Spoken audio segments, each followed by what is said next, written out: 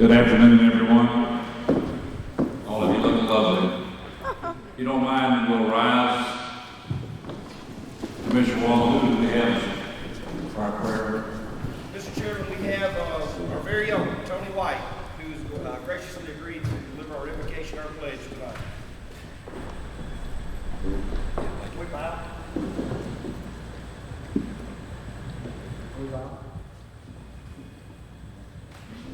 Our Father in heaven, we come to you gathered today, and at the end of a long, busy day, just full of all kinds of distractions. And right now, God, we pause just to know that you are God.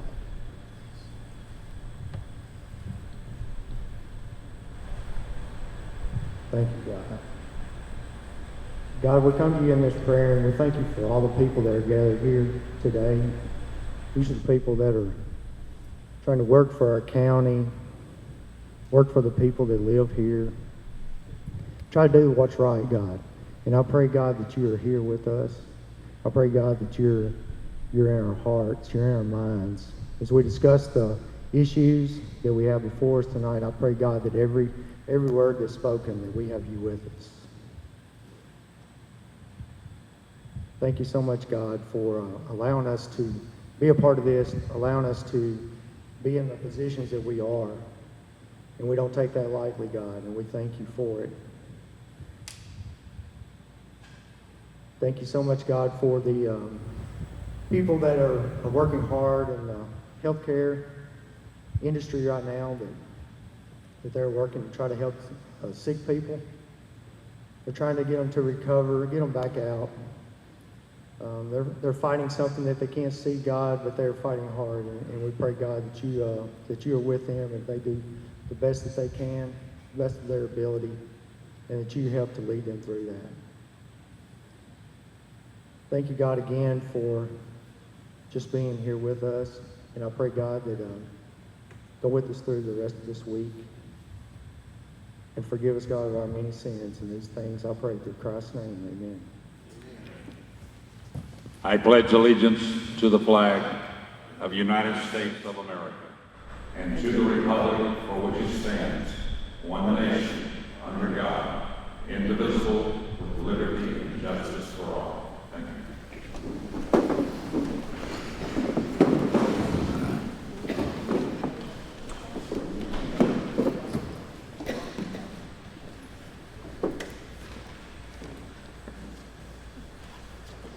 Roll call. Alexander? Here. Arnold? Yes. Beckham? Brantley? Here. Brown Claudel? Here. Brown Scott? Bryant? Here. Bush? Here. Compton? Here. Dayton? Ellison? Here. Cowell? Here. Hale? Here. Johnson Arthur? Here. Johnson Barber? Here. Martin? Here. Mercer? Yes. Montague? Here. Pearson? Here. Petty? Here. Fairman? Here. Gibson? Here. Taylor? Wall? Here.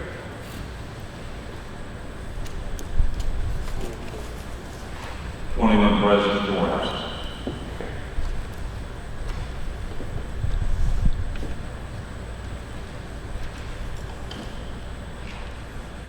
Do we have a motion to approve the minutes of the previous meeting, June 15th? Motion. Have a motion by Commissioner Alexander, second by Commissioner Brown. Any discussion?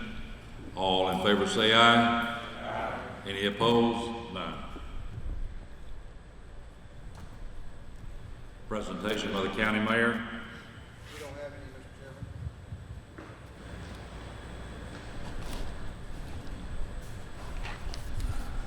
Chairman. Announcement from the chair.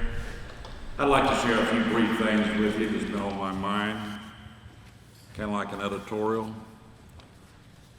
I think things that probably affect all of us in our community and our country. Can we preserve our values and the American way of life for our families and our families to come? We are experiencing unimaginable changes in our great nation. Freedom, day by day, is being taken away. Our founding fathers' reputation and beliefs are being removed and replaced. I wonder with what.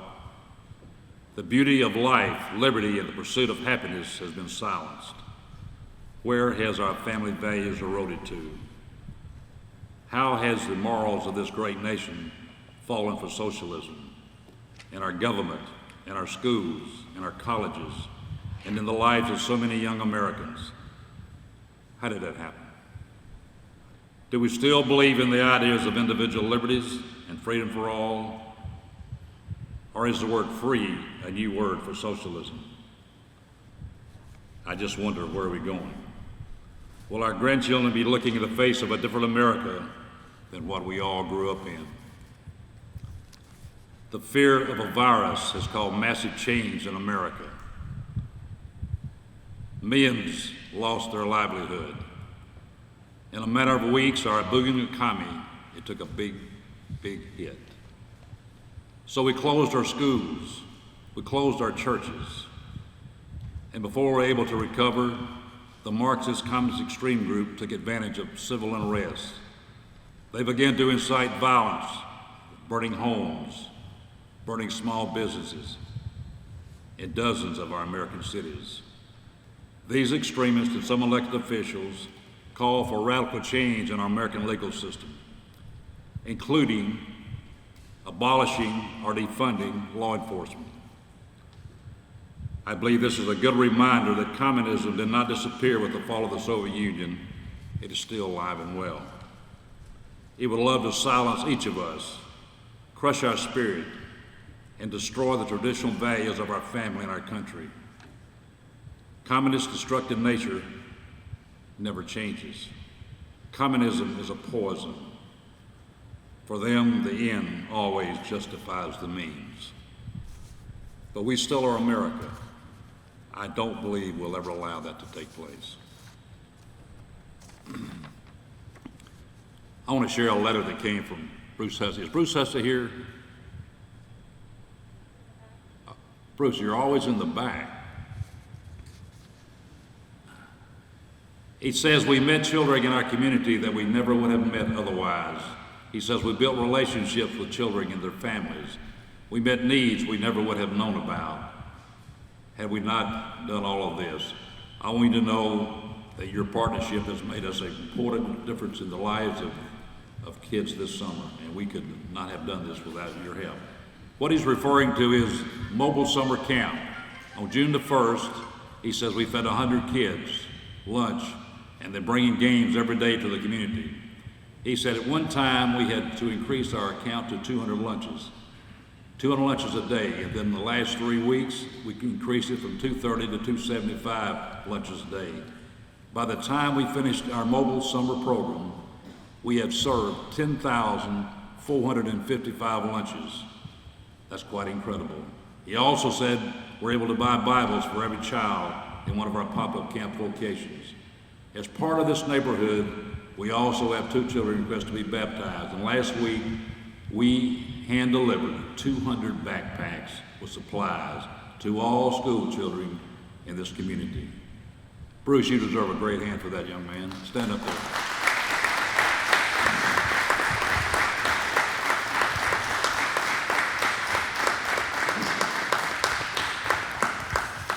Thank you, Bruce, for what you've been doing for a long, long time, right here in this little building here on Hollywood. Thank you, Bruce. Is Jimmy Hoppers here? Jimmy, come on up. I'd asked Jimmy to come to share with us tonight. He's an independent local physician who has a lot of knowledge about what's taking place, the things that we've all have a great concern for. Go ahead, Jimmy. Thank you. I appreciate this opportunity. In watching all of this for the past 4 months, it's always government that speaks. Whether it's county mayor, city mayor, public health department, or even the hospital, which is, if you drill down to it, is a government institution. But I think we need some input from the private sector. We are on the front lines. I'm only one of many in Jackson and Madison County that have been fighting this every day. To add a little bit of credibility, since April, we've seen 30,000 patients at Physicians Quality Care. I've done 6,100 COVID tests. We've had 656 positive, and our rate's about 10%. Our critically ill, or at least people that we have referred for further care, is less than 0.5%. It's been about 30 or 40. I want to look at 4 areas briefly. The first is testing. Everybody touts testing. If you look at it, you've got to have a negative before you can go back to work. If you're positive, you need to isolate. This is totally wrong. The test that's being done is what's called a PCR test. It stands for polymerase chain reaction. It doesn't look for the virus. It looks for the DNA of the virus. Think CSI. If you go to a crime scene and they get DNA, it tells you who was there, but it doesn't tell you that he's standing behind you. PCR tests have been used for probably 50 or 60 years. They're usually found looking for sexually transmitted diseases. The history of how these tests work is well known. It is known that you keep a positive, in many cases, days to weeks after you have fully recovered and after you are non-contagious. A study just came out that shows that 16% of people that tested positive for COVID that have been sick, that have now recovered and are non-contagious will remain positive for at least 24 days.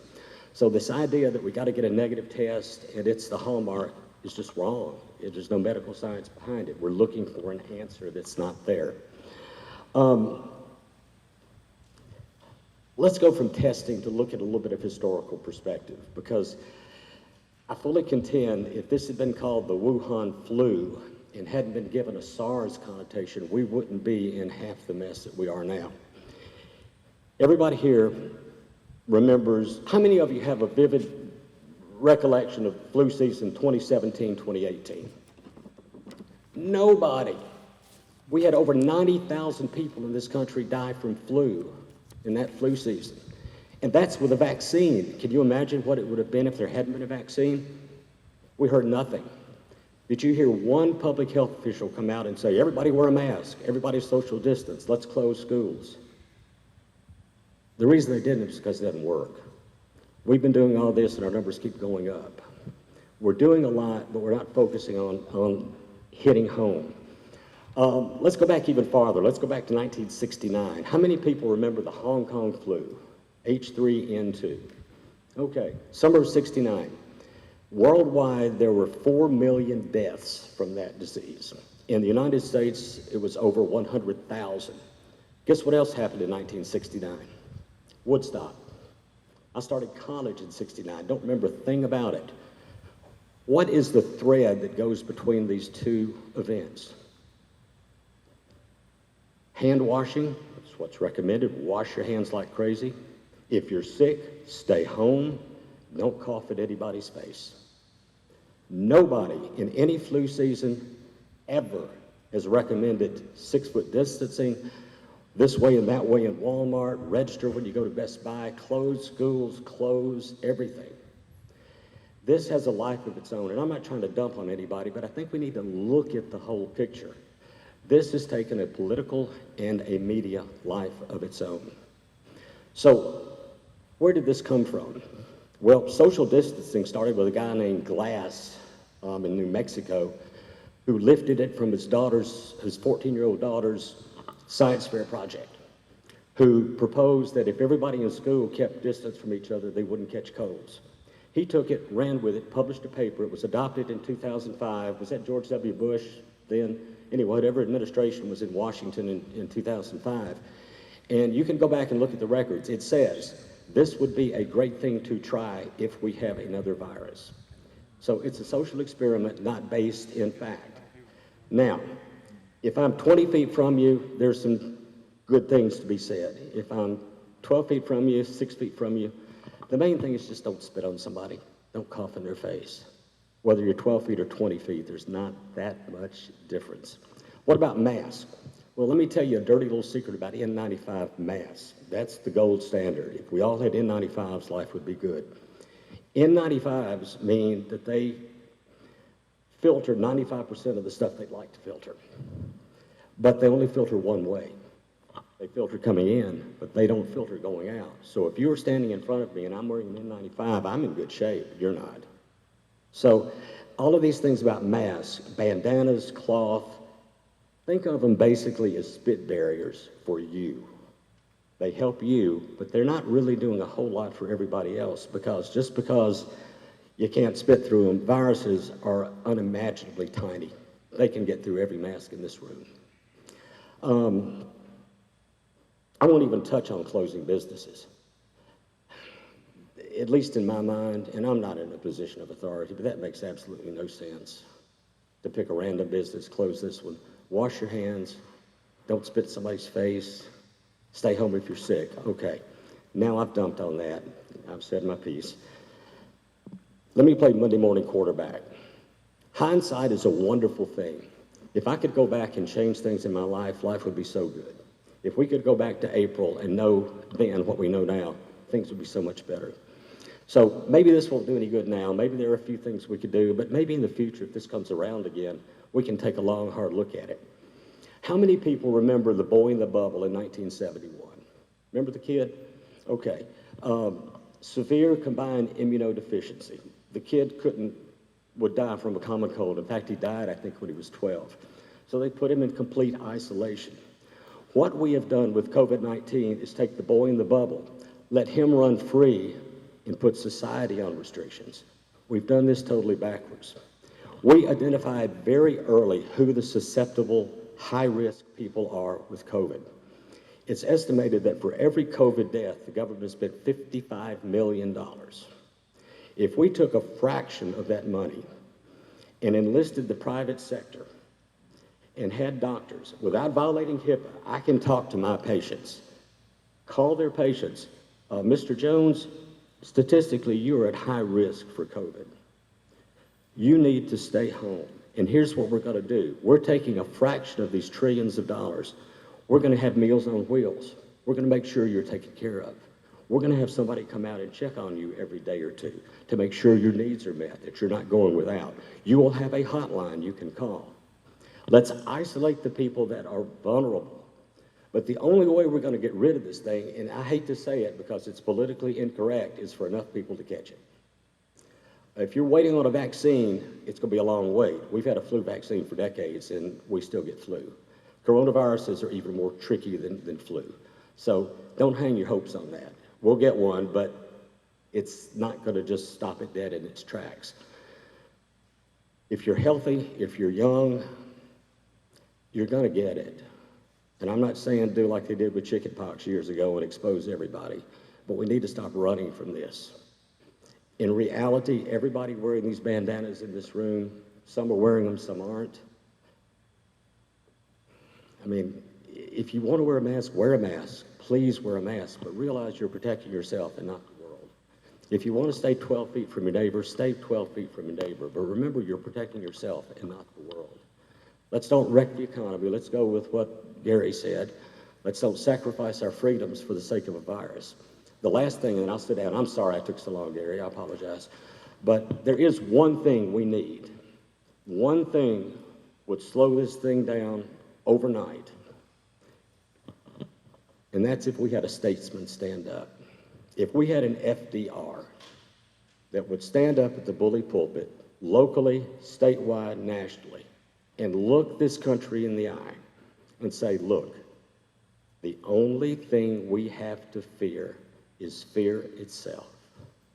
Take this bull by the horns, quit running like a scared dog with our tail between our legs. Let's do things that work, but let's stop all the emperors do clothes and the busy work, and let's get back to doing what we do best. And that's running the best country in the world. I appreciate your time. I apologize for rambling, but I think we need to focus on what works. Stop the busy work. It's an election year, and no party wants to be accused of doing less than the other party. So it's a strange dynamic, but I just pray that somewhere, sometime, someplace, some statesman will stand up and just finally go, I won't say it, but remember the movie Network? I'm mad and I'm not going to take it anymore. Thank you. Thank you, Dr. Hubbard. Report from our Madison County School Superintendent, Dr. Marlon King. Good evening, everyone. I have three areas that I'm going to talk from this evening. The first one will be operations. Specifically, I'll talk about the capital improvement. There are some capital improvement projects that were going on prior to my coming on board, and I want to make sure that I keep the commission abreast of the projects that are being completed as we move forward. So I'll start with a roof at Liberty has been completed. Arlington Elementary School roof has been completed. Nova roof has been completed. Northside High School roof has been completed. The Northside High School football field house roof is completed. Denmark additional parking is completed. HVAC in the vocational building at Northside High School is complete. Parkview Learning Center, 6 rooms, new flooring complete. Parkview Learning Center, exterior painting complete. We have a Northeast Middle School small section of the roof replacement. It's already been completed. We have South Elementary small section of a roof replacement. It's been completed.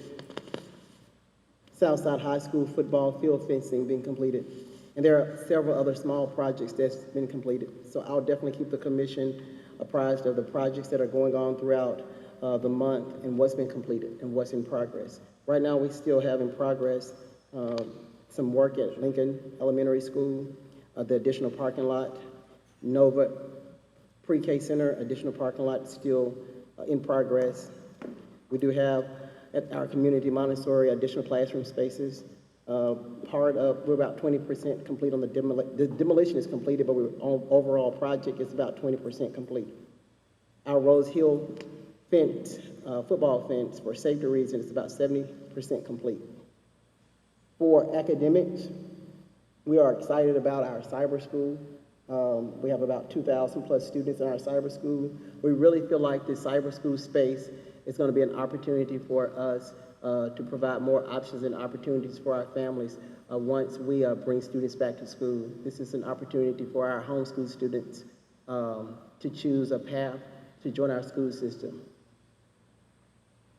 One of our goals is to get students back in school. So it's never our intent to not have students in school. We do have a continuous learning plan in place that we're working with the Department of Education to ensure that we provide safety overall. We had to pivot to our distance learning component this past week, and the distance learning component includes a virtual option and a paper pencil option for our students who chose in person. What that means for our students who chose in person, they still have an option to have touch points in person with the teacher. So we have back to school orientation next week. So our teachers will be speaking with our families and talking to different students who chose the in-person option to determine what days they will come in to have their in-person support lesson from the teacher. Let's go to finance for a minute. When I entered as superintendent, one of the things that I wanted to do was look at the overall organizational structure. So within the first couple of weeks, I reorganized the department and reduced a few roles in the organization. With that reduction in the new organizational structure, we have saved about $102,000. I plan to continue to scrub the budget to look at other ways that we can make certain that we are efficient. Right now, we're looking at our technology department and quite a few other departments, and so I'll definitely be reporting out to the commission where we are cutting back and providing savings to make certain that the funds are put in the classroom for students. We were cut about $500,000 from the BEP. However, I did not submit a budget amendment because I want to look through the budget and see if there's some opportunity within the budget to support that reduction. We're 4 months from budget season. December, we'll start preparing and looking at the budget and working with different departments. The expenditure is at 106. I want to reduce that. Our revenue is at 103, and that's concerning to me as a superintendent. And I know one of my primary goals is to really work this budget in a way that we can ensure that our students are receiving all of the resources that they need. That's all I have, Mr. Chairman. Thank you, Dr. King. We have some questions from the floor. Commercial Gobble. Hold on. There's no building going on at Pope, but can you bring us up to date on what is going on with Pope? Sure. There's been several meetings, steering committee meetings held with Alex Ruiz, who's leading that project. Right now, because of our current conditions, we have paused on the meeting, and also we want to talk about the actual funding moving forward and to support the funds that will be needed to continue that project. You're welcome. Commissioner Bush, she's bringing your mic. Thanks. And Dr. King, I certainly don't envy the position you're in. I know you're facing some we get tired of this term unprecedented. It's been used so much, but you are facing some unprecedented challenges. One thing I wanted to ask you about, though, was the continuous learning plan and the decision, on Thursday evening to switch to distance learning. Can you elaborate any on what the criteria will be to returning us to in-person classroom learning? Because my understanding from media reports was that there were 2 teachers that tested positive at Pope and Liberty, and my understanding from the original continuous learning plan was that there was a possibility that individual schools might be closed for periods of time, but that those positive tests wouldn't impact the entire district. And I know, I'll speak for myself personally, we're facing a real mess right now with childcare and that sort of thing. I know there's a lot of other families in that same position that have those questions, and if there's anything you could elaborate on, I'd appreciate it. Sure. So, Commissioner Bush, I was an in-person parent too, so my wife and I had to think about, the option for our son and what we needed to do. The distance learning piece, what happened with that is when within our guidelines from CDC and our health official, when people come in contact with a person who's tested positive, they have to be quarantined as well. So at Liberty, for instance, there are 10 other individuals who had come in contact with this one person. So we're talking about 10 teachers not being in the classroom for students on day 1 on August 24th. As a parent, I'm going to talk from a parent for a moment. We signed our son up for in-person, and the hope and the intent was that he would have a teacher in front of him and not for him to be displaced and maybe put in another class or combined with another group of students until his teacher returned to work. And so when we saw that case, and then we saw a case at Pope, and then another case that's coming at Southside, that was very concerning because I wanted to make certain for your child, my child, and everyone's child in here to have a certified teacher in front of them. And not only that, we didn't want to put the burden and pressure on another classroom teacher who would have to watch multiple students because a teacher could be out quarantined for 14 days. And so to pivot to the distant learning would give us more of a safety option for families to still select either the virtual or paper pencil. As a parent, we're selecting the paper pencil because our son has been on technology March up until this point. He has to get off of it at this point, and I'm not so sure he'll be focused if we put him back virtually. So we are choosing the paper pencil option, but also he'll have an opportunity to go in throughout the week to engage the teacher to make certain that he is on the right track. And so we felt like the in-person option still gives you that in-person choice, but it doesn't give you a Monday through Friday in-person choice. And just for the safety of students and safety of teachers, and also making certain that families have a teacher on day 1 was very important to me. And what I didn't want to do was to start school and not have teachers in front of students on day 1. We worked really hard in terms of recruiting. We are right at probably between 15 to 20 teachers short right now, and that's pretty unheard of in a district our size. And so my goal was I didn't just want a certified teacher in front of my student. I wanted one in front of everyone's student, in front of everyone's child. Are there specific criteria that you're looking at to return to in-person instruction? Yeah, talking about just overall? Yes.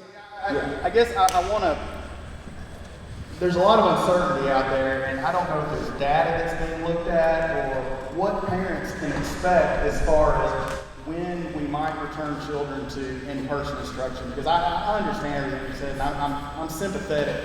I am, but I believe that children learn the best when they're in a classroom with a teacher. And I want our kids to be back in the classroom, everyone's kids, as soon as possible. And I know that's difficult right now, but I just didn't know if there were certain benchmarks that you were looking at to determine when those kids could return to the classroom. We meet often, I would say 3 days a week. We meet as an executive team. Sometimes I'm able to join with the leaders in the community, the mayor, health officials, to kind of look at numbers and kind of gauge where our community is in terms of the cases that are in our community. We're looking at those numbers, and that's pretty much what we're just guiding from, looking at our health department report and trying to make certain that we're following that as closely as possible so that we can keep everyone safe. But my goal is for us to get students back in the building. I think it's very important. I think they do need that socialization skills. And that's the reason also, let me add this, that's the reason we're having our pre-K students to come back more often than not, because they are very young and they need that actual touch. They need the visual, they need to be able to see the teacher. And for our special needs students, it's incredibly tough for our special needs students to try to learn virtually. So we're providing those options for in-person. So we just don't have all students coming in person, but we do have in-person option. In March, April, and May, there wasn't an in-person option at all where students can even go in the building. That's not the case right now. We are allowing kids to go back in the building. If you have where, hey, my child needs to be in this building to at least see you 2 or 3 days a week, when you go to the back-to-school orientation, these are the conversations you should have with the teacher to say, hey, look, this is what we really need. What we really want to do is make sure that learning is continuous for your child. Commissioner Stevenson. Dr. King, just like to ask you about the employees, like the bus drivers and the employees that are assistants and those kind of things. Are they going to be receiving pay, or how is that going to be working? Well, they have to work to get paid, okay? So what we're doing right there, we're transitioning our bus drivers and our assistants to do other roles within the system. So they'll change placement and they'll become part of the response team.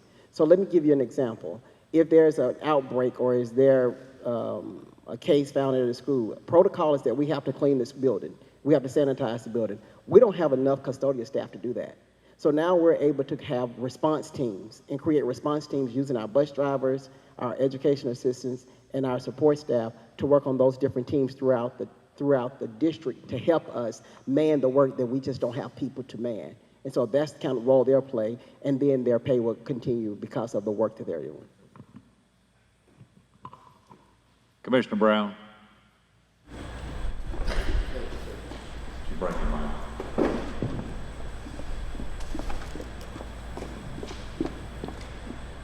Thank you so much.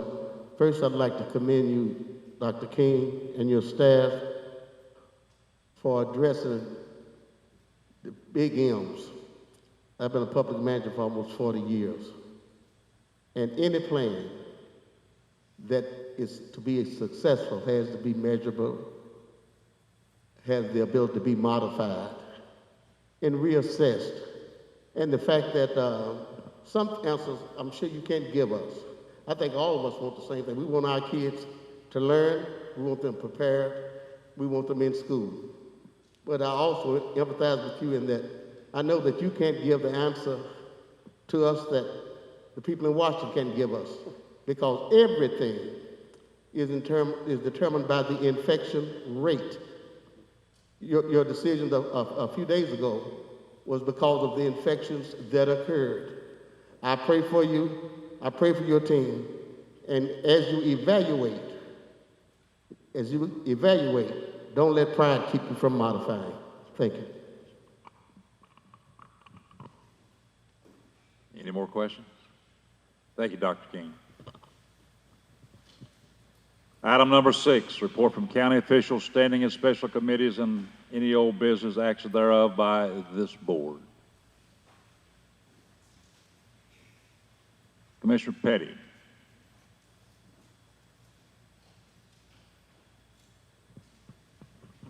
Thank you, Mr. Chairman. The Conservation Board met on August the 11th, and they elected a Mr. Richard Watson to fill Mike Perry's slot on their board.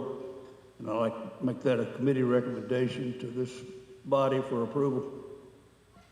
Item number 8, that shouldn't be on the agenda. That was approved in June, so his resignation has already been accepted. So who was the nomination?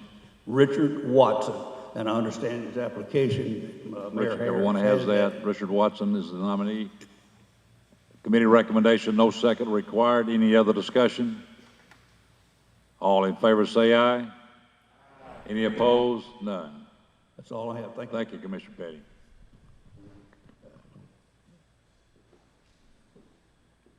Commissioner Barbara Johnson. Commissioner, turn around, she'll give you a mic. I'd like to report on the library board meetings. We've had those all along. We have not stopped. And I just wanted to say we've got one of the greatest and best librarians in the whole world, Dinah, and her board.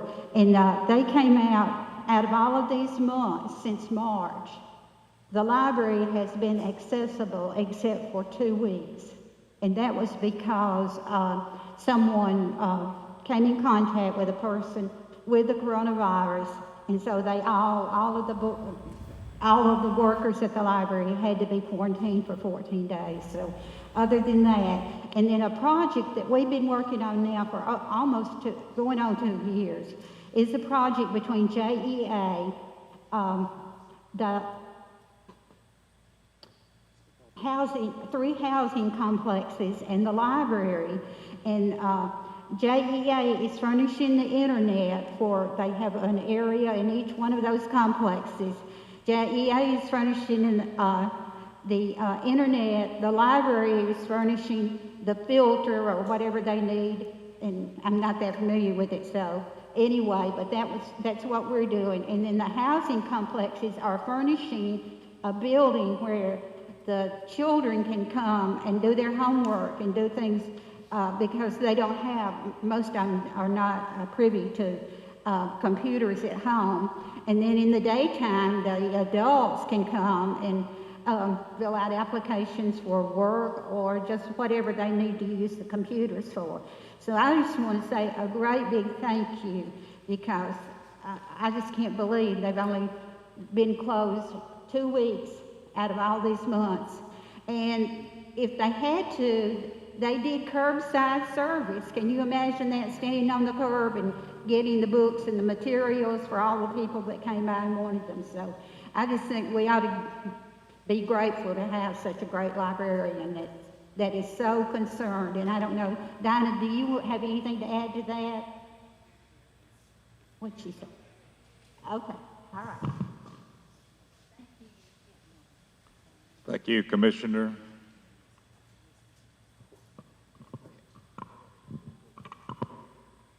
Okay. Any other reports? Thank you, Mr. Chairman. The Budget Committee met earlier in the month, and we approved, and I'm going to let Tony White and Karen say some things about what we had discussed. We talked about some early retirement options, so I'm going to turn it over to Tony and let him sort of explain this.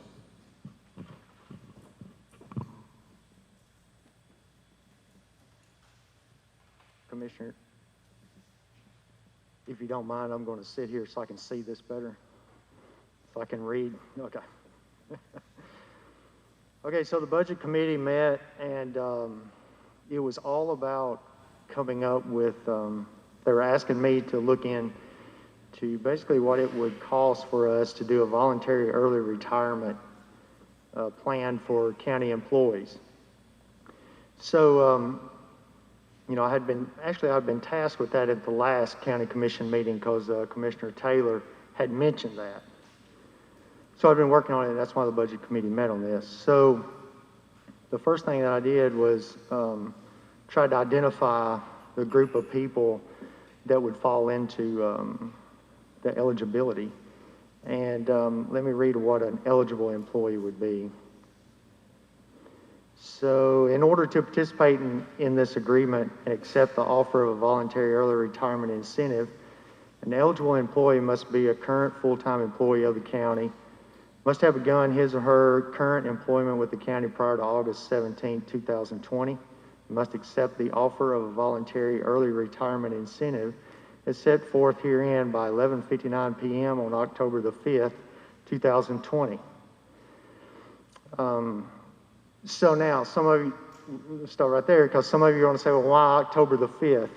So Attorney Maroney and myself, we worked on this, and what we found looking at some requirements for this, we had to give a notice to employees. And so we had to give them this agreement. They have to have it for 45 days. So that gives them time to read over it, understand it, get legal advice, and the kind of information is here in this agreement too for the employees. But that's the reason we had to go out to that date, okay? So that kind of tells you who an eligible employee is. Now, if we go back and we look, we have about 26 to 28 employees that might be eligible. And that means they have 30 years of service or more, okay? So the budget committee wanted to know, well, what does it cost to employ those people currently? And that's about $1.7 million that's for their pay, benefits, and everything. So then it's, well, what would the employee payout be? So we discussed that, what would the payout, so they wanted to offer an incentive, two layers of incentive or two options. One is if you have 30 years up to 35 years, you get $10,000 incentive to take this early retirement by October the 5th. If you have 35 years or more, that's $12,500 incentive to take it.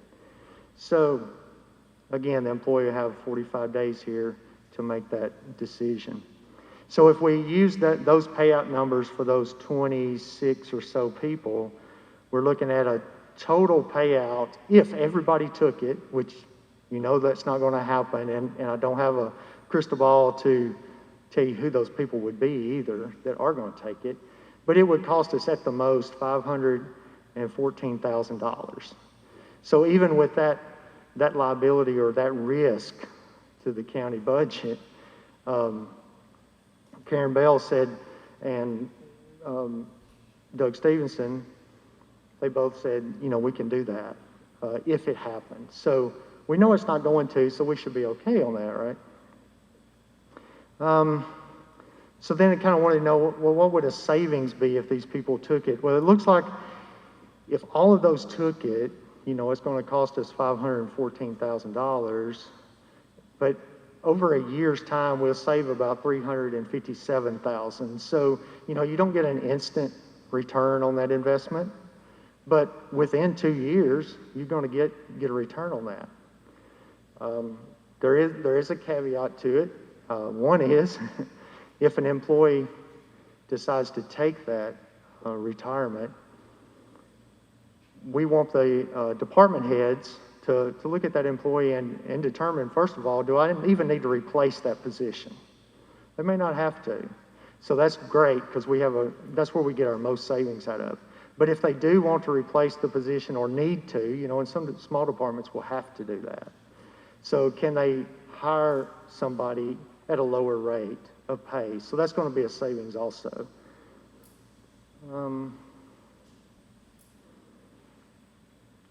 thinking here if I need to say something else or just questions. I think that's it. I mean, I'll take questions at this point if you have it.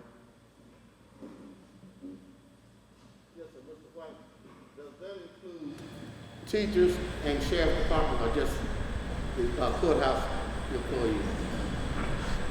This plan that we have here would include the sheriff's department. It's everybody except the school system.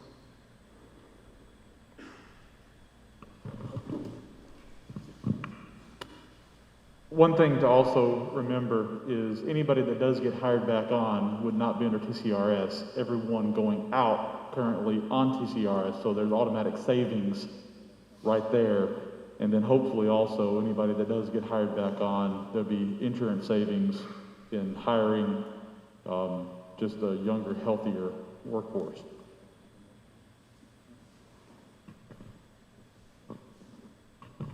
Did I understand you to say if a person is hired in a position, you can hire someone in a lower pay, lower salary range?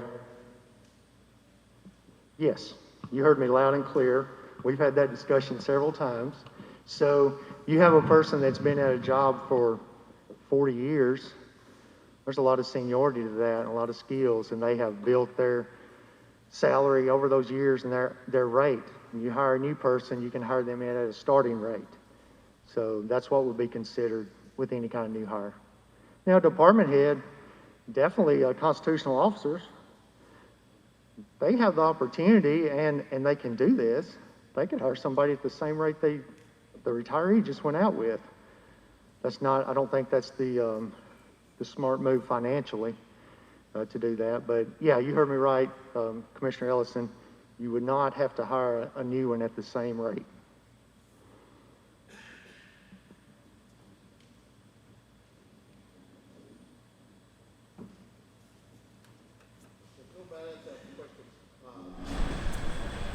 Because department heads had a lot of exchange, because what's going around in my mind is that if we have this number of people that can possibly affected by it, we're losing a lot of skills that you can't have off the street. A lot of talents that you couldn't necessarily pick up day one. If so, they should be on the payroll anyway. It should have been cut by the budget committee before now. But the thing is, have we hit an interchange? I want to know what is the effect as far as performance and efficiency expectation if, say, a third of the people take their early retirement. You know, what are we losing as far as companies? Because some of our departments are small, and they're very, big difference between the size of them. So when you're losing valuable people, I'm concerned about performance and what. Yeah, that's definitely something we got to think about, because there are some departments that may have on that list 4, 5 people in that department that they're eligible. But another thing to keep in mind, if it is a department that's affected like that, and they're like, I mean, we couldn't do, without all of you, but they all want to go. Under TCRS, an employee can retire. So these employees, if they retire, they're on TCRS, they can come back to work for us part-time for up to 120 days. So that's a good option to have right there to help in that transition.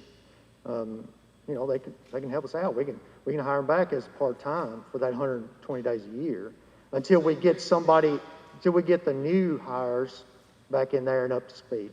During that 100 days, would we be hiring them back at the same pay rate? Not necessarily. Could or could not be. I mean, that's up to the department head. That would be my concern, because if we're going to have them back at the same rate, then the amount of savings is temporary. It's kind of like a loaded gun here. Mm-hmm. I really would like to hear some department heads input on or response on the effect of this. Not saying that I oppose the suggestion, but I'm only hearing how dollars will be saved, but not how it's going to affect this county and how we perform.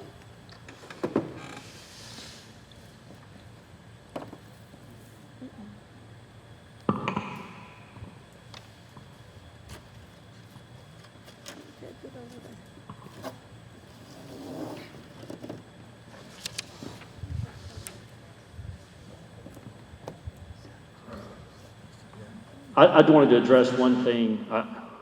I don't think the budget committee, now this is something that's a proposal, you all can decide it, amend it as you see fit. I don't think the budget committee, I want to go back to an earlier question, I don't think the budget committee actually set aside school employees. Now, as a practical matter, it may be impractical for a school system employee to accept this proposal because school system employees operate under contracts with the school system. They have separate obligations to the school system.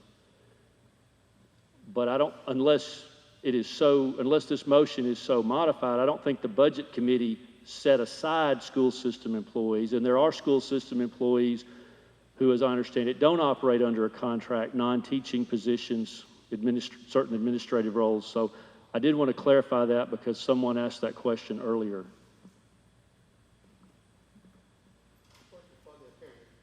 If school board employees would be opted in, would the school board not need to sign off on this before we even institute this plan, because they are a separate elected body, even though we have a contract arrangement?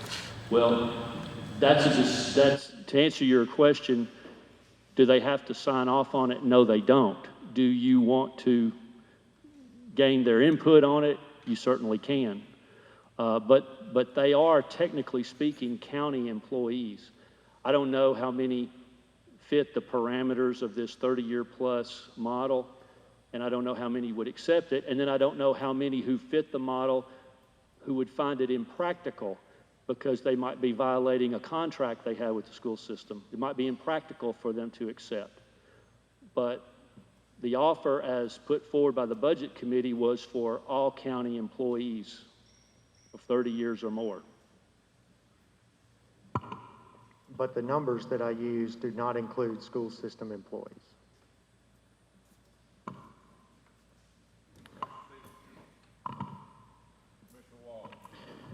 Tony, you'd mentioned that the 35-year range, I got the total dollar amount. How many employees did you say that affected or could possibly affect?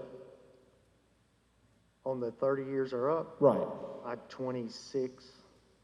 And the 35 and What? I couldn't understand. the 35 years, over 35 years. But we're talking about 26 people. It's 26 for 30 to... Gotcha. Yeah. Okay.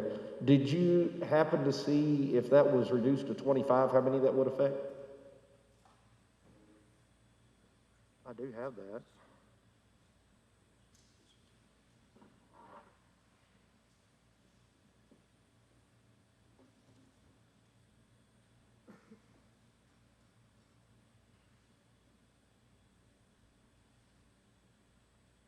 Ten more. 10 more. Okay, thank you. Thank you, Deputy Mayor. I'd like to ask Karen one more question just to double check. What were you talking about? Go back over, I know Tony went over that, but please go back over the savings again that we've talked about on this. Would you mind clarifying that? I believe Mr. White came up with over $1.4 million in salaries and benefits is what we looked at. And again, if a lot of those departments did not replace those positions or rearranged responsibilities, the savings would come from that. However, if they filled them all back up over a 2-year period, the savings was about $357,000 per year. So again, you know, that is correct. That is correct. And I know some of you are, I discussed with the budget committee about the money, where that it could come from. If you'll remember, we were fortunate enough that the state awarded us $1.5 million in the state allocated revenues, of which we had only appropriated $1.2 million. So we have $377,000 available for part of the payout, and I believe Tony said it'd be a little over $500,000, so it would not hit our fund balance greatly.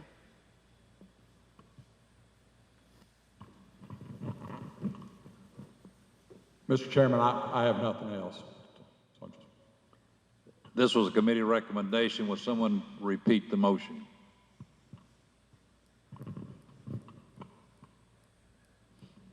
Tony, you mind doing that? Because I just want to make sure. Repeat the motion because I can't hear a word anyone is saying out there.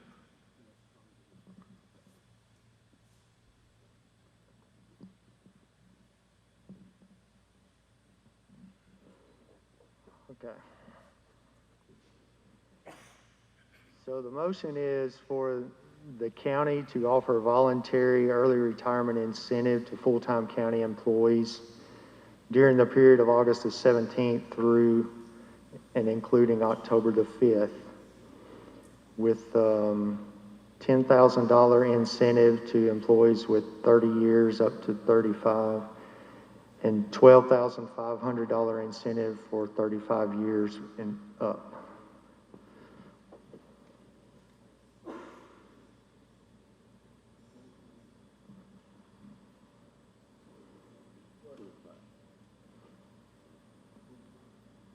Yes, I said full-time employees.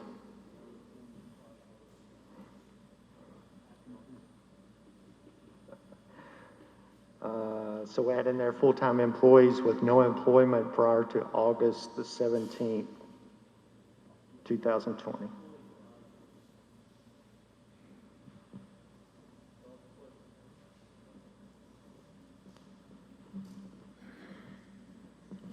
Everybody understand the motion? Everybody don't understand it, Mr. Commissioner? Need to repeat it again? That is tough, man. It may help me to repeat it again just to get it right. I had to look at about 3 paragraphs to do that. No. I'll say the motion is for the county commission to offer a voluntary early retirement incentive to full-time county employees during the period of August the 17th through and including October the 5th. Full-time employees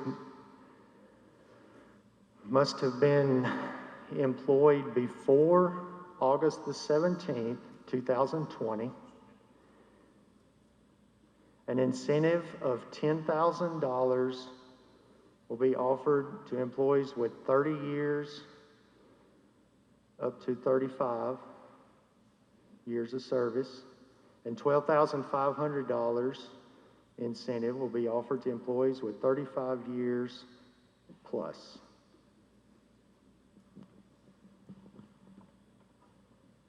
I think I understand more now. Everybody got that?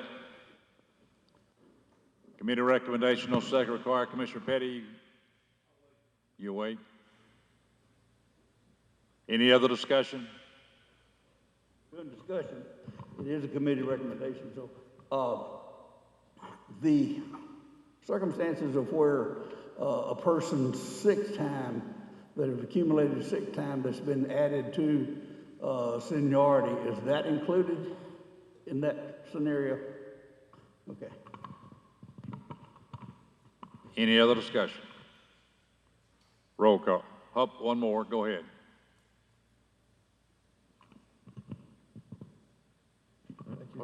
I understood in the Budget Committee meeting that any payouts for accumulated annual leave, comp time, and holiday time in these situations would be paid for by the county. Is that part of this motion too?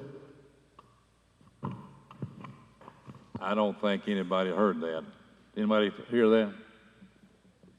That is true. That's what the Budget Committee talked about. So, for example, and that's in the agreement too, that annual leave, compensatory time, accrued holidays, those kind of accrued benefits, that will be paid in that also. So in the number that I gave, that includes those payouts. So the departments are not responsible for that.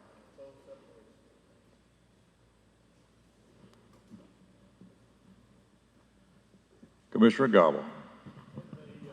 Get your microphone. We can't hear you. In the school board, not the school board, but the employees of the school system may or may not be included in this, is that right? As it's drafted presently, they are included because as it's drafted presently, it's Madison County employees. They are Madison County employees. So as the motion currently stands, yes, unless amended otherwise. Commissioner Brown.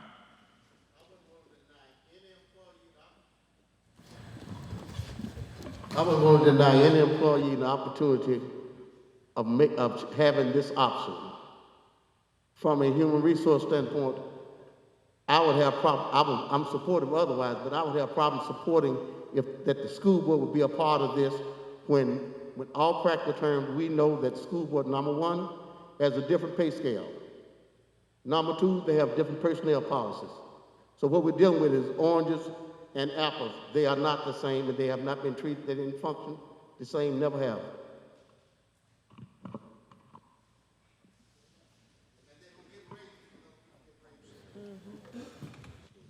Tony, if I understood you right, you said y'all, the numbers you were including did not include the school system, correct?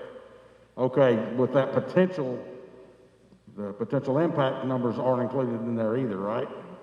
So my question would be to the superintendent, how would this affect them? Would this wreck the school system's budget at some point?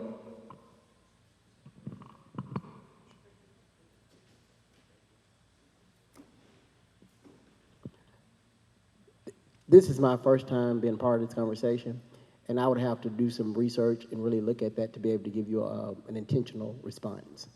Okay. Gentlemen, have you got enough information to vote on this? I see a lot of doubt out there.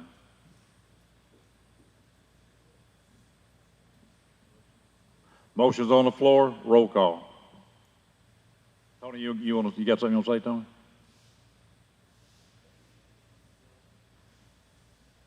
I was just going to clarify one thing for Dr. King especially, and basically everybody. The way the motion was, the motion is all county employees, then let's say it does include the school in that case. And also, the motion says that the county is paying for that, the liabilities part, so it wouldn't be hitting any department budget, therefore it's not hitting the school budget either, as the motion is made, okay? So it wouldn't hurt him, just like it would help any of us, you know. But we were given early on that department head has had input. It becomes apparent that the school board has not. Again, I'm supportive of this idea, but the thing is, we're trying to include the school board, and it's obvious from all the information being given, they were not included. I would oppose anything that would affect the school board, except the school board signs off and it's recommended. I mean, that input is given to the finance committee on this.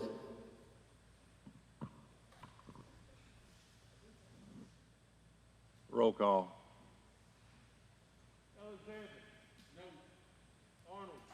No. I'm gonna pass for now. No. Yes. Pass. Yes. Yes. Yes.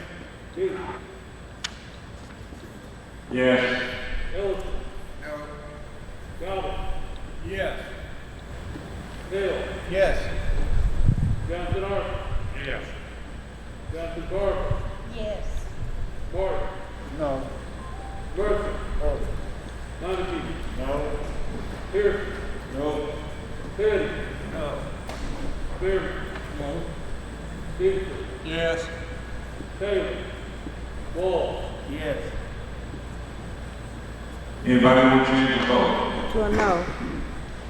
Commissioner Brown votes no. Anybody else?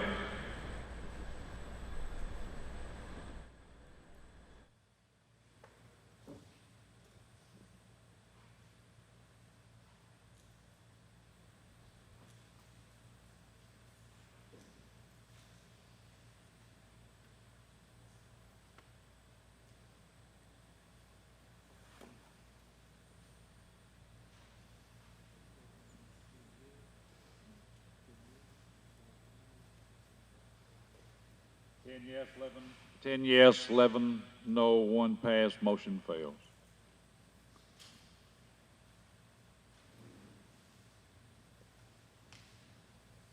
Commissioner Pearson. Thank you, Mr. Chairman. On August 13, the Excess Resale Property Committee met, and we had the following bids brought before our committee. Can you hear me? First offer we had was for a parcel of land located on Huntable Denmark Road by Kimberly Morales in the amount of $736.73. This is a committee recommendation. Committee recommendation, no second required. Any discussion? All in favor say aye. Any opposed? None. Second parcel located on Huntable Denmark Road by Kimberly Morales in the amount of $656.31. Committee recommendation. Committee recommendation, no second required. Any discussion? All in favor say aye. Any opposed? None.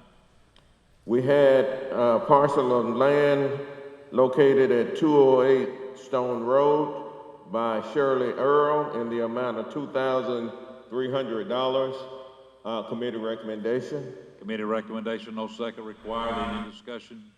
All in favor say aye. Any opposed? None. 486 Hurst Chapel Road by Louis Stevenson in the amount of $842.48. Committee recommendation. Committee recommendation, no second required. Any discussion? All in favor say aye. Any opposed? None. 423 Greenwood Avenue by Bruce Joy in the amount of $1,500. Committee recommendation. Committee recommendation, no second required. Any discussion? All in favor say aye. Any opposed? None. 114 Division Street by Bruce Joy in the amount of $2,250. Committee recommendation. Committee recommendation, no second required. Any discussion? All in favor say aye. Any opposed? None. 448 Hayes Avenue by Bruce Joy in the amount of $1,375. Committee recommendation. Committee recommendation, no second required. Any discussion? All in favor say aye. Any opposed? None. 107 Orchard Street by Maya Moore in the amount of $500. Committee recommendation. Committee recommendation, no second required. Any discussion? All in favor say aye. Any opposed? None.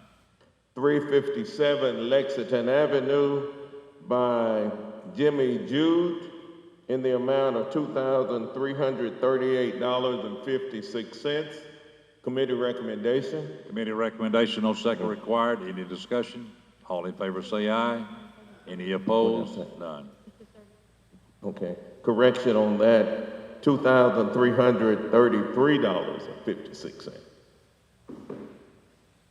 202 Burton Street by Samuel Hernandez in the amount of $2,103.60.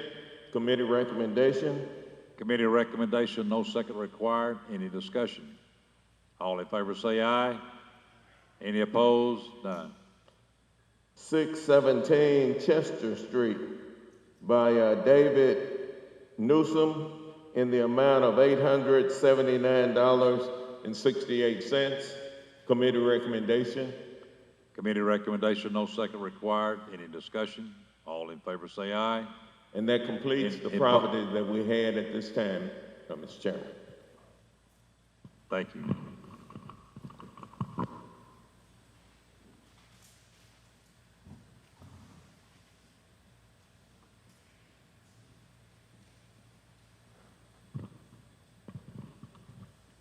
Go ahead, Commissioner. Mr. Chairman, the Capital Committee met, and we had the unfortunate task of having to fill the vacated seat by Commissioner Spain. And we have a committee recommendation of filling that seat by Commissioner Bush on the Capital Committee. I can hear a word you said. Say it again. There you go.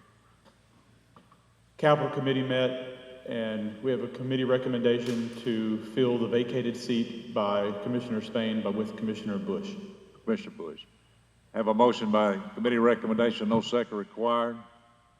Any discussion? All in favor say aye. Any opposed? None. Commissioner Arnold? Right behind you there. On Mr. Spain's positions, I know the beer board, do we need to accept some type of resignation where we can do that at this meeting or at the next meeting? Actually, no, you don't have to accept. The vacancy occurs by operation of law. The vacancy occurred when he passed. If it had been a more optimal situation where he sent in a letter of resignation, you'd have to vote to accept that to create the vacancy. But the vacancy by operation of law created when he passed. It's not part of your question, but let me go ahead and answer because some have asked me individually. The commission is not required to fill this vacancy, but you may fill the vacancy if you decide to. The vacancy will be filled by the November election on the same day as the presidential election. And so you can wait that process out and appoint, at that point you wouldn't have to appoint anyone. The winner would be seated. But you have the option of seating someone for the meetings until November if you elect to, but you are not required to because the vacancy occurred less than 120 days before the general election.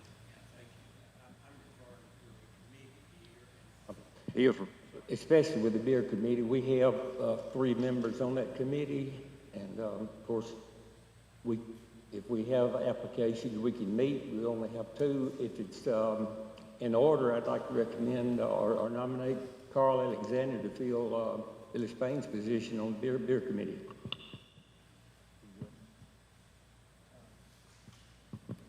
Yes, you can nominate someone to fill a vacancy on the committee, but you would need to suspend the rules by a 2/3 vote since that item's not on the agenda, but you can do that. Do we have a motion to suspend the rules? Yes. Have a motion. Have a second by Commissioner Brown. All in favor say aye. Any opposed? None. Yes, I'd like to nominate Commissioner Alexander to fill that position. Motion is from Commissioner Alexander.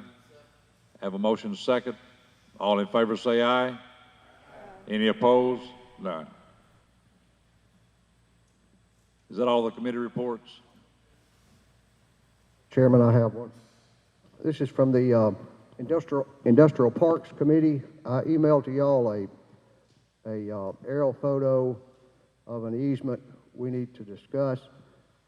There is a solar farm being built out on the next to the airport industrial park in the same vicinity there. It's about a Ryan Porter here with the chamber can help me.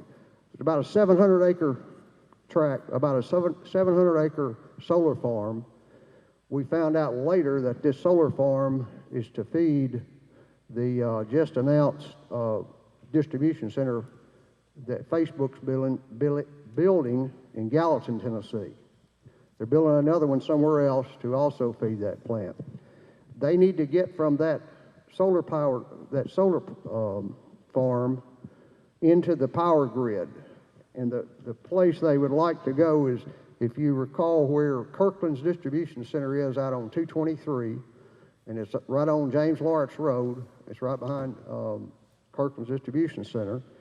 And they have asked us for an easement over the east portion of our remaining industrial site there, which would run parallel with a TVA easement that's already on that property, to get to the power grid. And Industrial Parks Board met and does recommend that we grant this easement. They will be paying to us $6,000 per acre for the easement.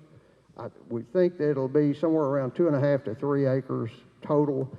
The chamber, Manny White, and Kyle and Ryan have all looked at it, John Nanny from JEA. Nobody feels like it will have any impact on our ability to develop that site, and that is a committee recommendation, Mr. Chairman.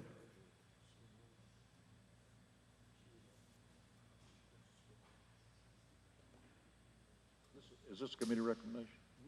Industrial Parks Industrial Committee. Park, okay. Committee recommendation, no second required. Commissioner Johnson. Mr. Chairman, at the Capital Committee meeting. Oh, wait a minute. Oh, we still got a motion on the floor here. What was that? I thought you was going to address that. Any other discussion?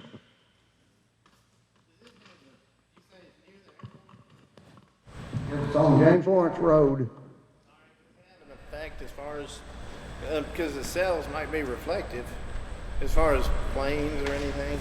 No, it's already been cleared as far as the airport and the glide path and all like that. Roll call.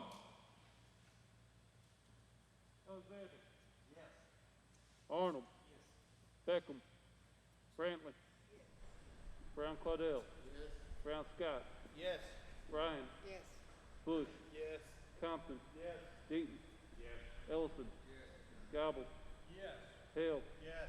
Johnson Arthur. Yes. Johnson Garber. Yes. Martin. Yes. Mercer. Yes. Ivy. Yes. Kirby. Yes. Petty. Yes. Stern. Yes. Beasley. Yes. Taylor. Wall. Yes.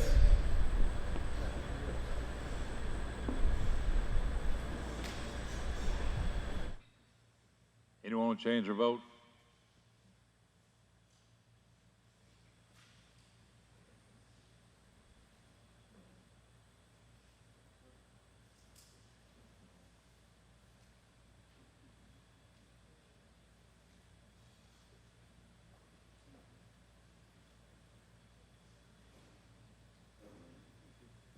(22) Motion passes. Commissioner Johnson. Mr. Chairman, the Finance Committee voted to recommend to the Commission that Joey Hale be elected to serve on the Finance Committee in the place of Commissioner Spain.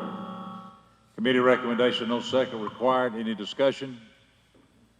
All in favor say aye. Any opposed? None.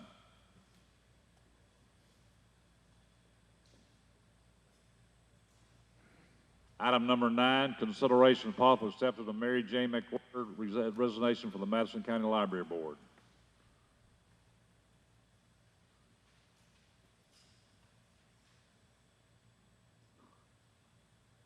Do I have a motion to accept?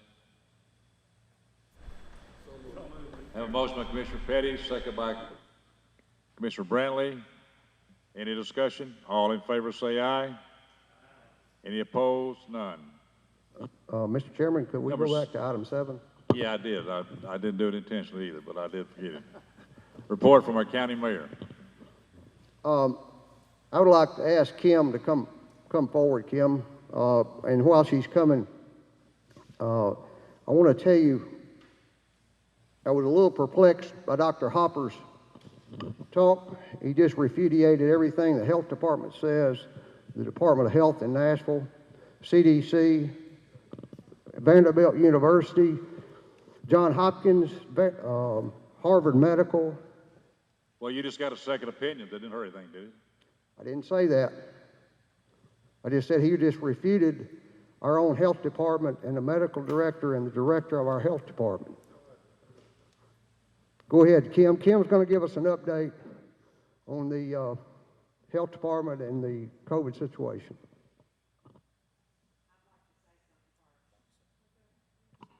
I'd like to say something first. While I respect Dr. Hoppers and his status as a physician, and I understand he is on the front line as a provider, but he's not a practicing physician in the hospital. Mayor Harris and Deputy Mayor White can tell you that we meet with hospital officials 3 times a week. I talk to them daily. And I'm going to respect the advice of Dr. Gilroy and Dr. Dean Curry, because they're taking care of the critically ill patients that are in the hospital. And let me just add that the average age of total deaths that the hospital has seen due to COVID is 55 years of age. That's the average age. So it's not your 75, 85, and 90-year-olds. I want to add something else. Public health is not political. We are not, they may consider us a government agency because we receive funding from several places, but we also receive funding from our local government, from taxpayers. We're not political. I don't care if you're Republican, Democrat, whatever you are.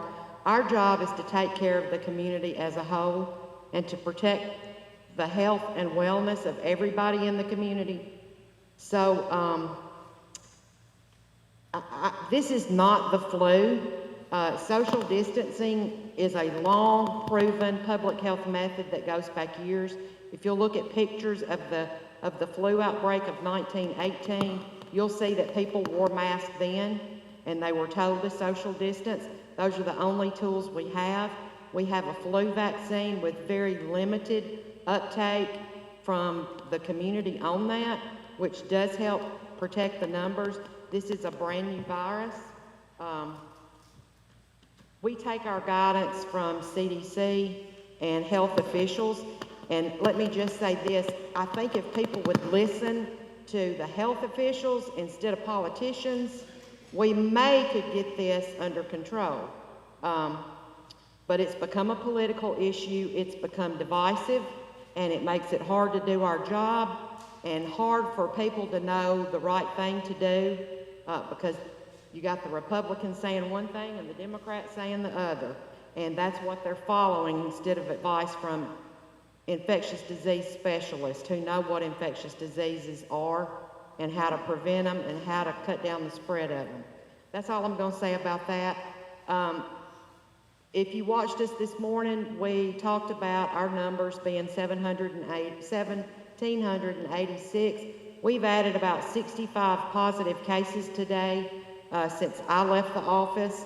We've got 23 patients that are hospitalized just from Madison County. We've got 1 patient on the ventilator. We're seeing a lot of community spread. We're seeing household contacts get infected from people living in their household. We're seeing spread from church gatherings, large family gatherings, weddings, funerals. A lot of people don't know.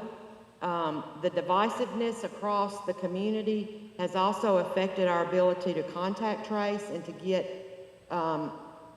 any information from some people. They don't want to give their information because they feel like they're giving it to the government. We don't ask anything. The only thing we're trying to do is to know who you've been in contact with so we can alert them to know that they've been exposed. We've hired about 22 contact tracers. These are part-time temporary staff that are helping us to reach out to all of our cases and all of the contacts that they've named. I also have approximately 20 staff at the health department that are dedicated to COVID 100% of the time, and I've got even more that are assisting in one way or another in addition to their regular jobs. We do have a PCR quick testing platform that's supposed to be here in about a week, which will help tremendously with Captain Rudder and his testing at the CJC and any county department director who has employees that need to be tested. That PCR test is a confirmatory test. Like Dr. Hopper said, it is the gold standard. It's diagnostic. If you're positive, you're positive, and if you're negative, you're negative. So that will help tremendously throughout the county. We hope to have that in about a week. And we do have a hotline. That number is 240-1771. If you ever have any questions, I have wonderful staff that can answer any of your questions. They're just as good to talk to as me. You can still reach out to me. I know several department heads that do for quick questions, but if you can't get me, that hotline's available, and we have staff that answer that and can answer any questions that you have. Kim, you've got a question back there.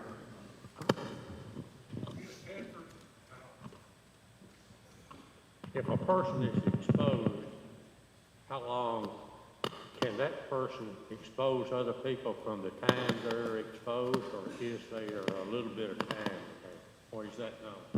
I'll be glad to answer that. If you are considered exposed to a case, you have to quarantine for 14 days. The reason for that is that's the incubation period of the virus is anywhere from 2 to 14 days. So you could develop symptoms of the disease at any time once you've been exposed.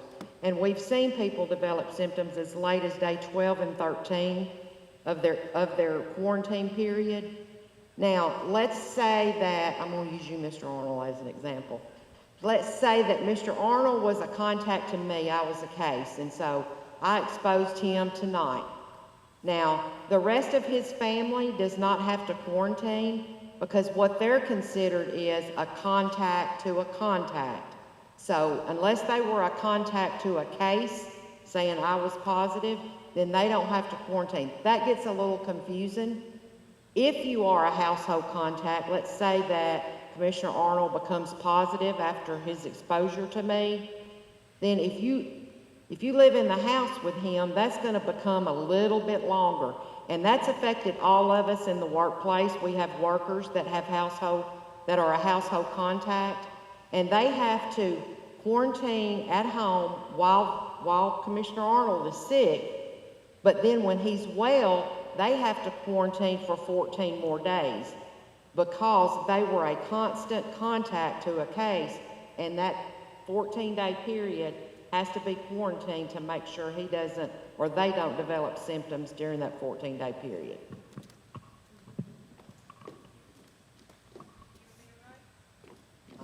Wait a minute, you got one more person out there, got on.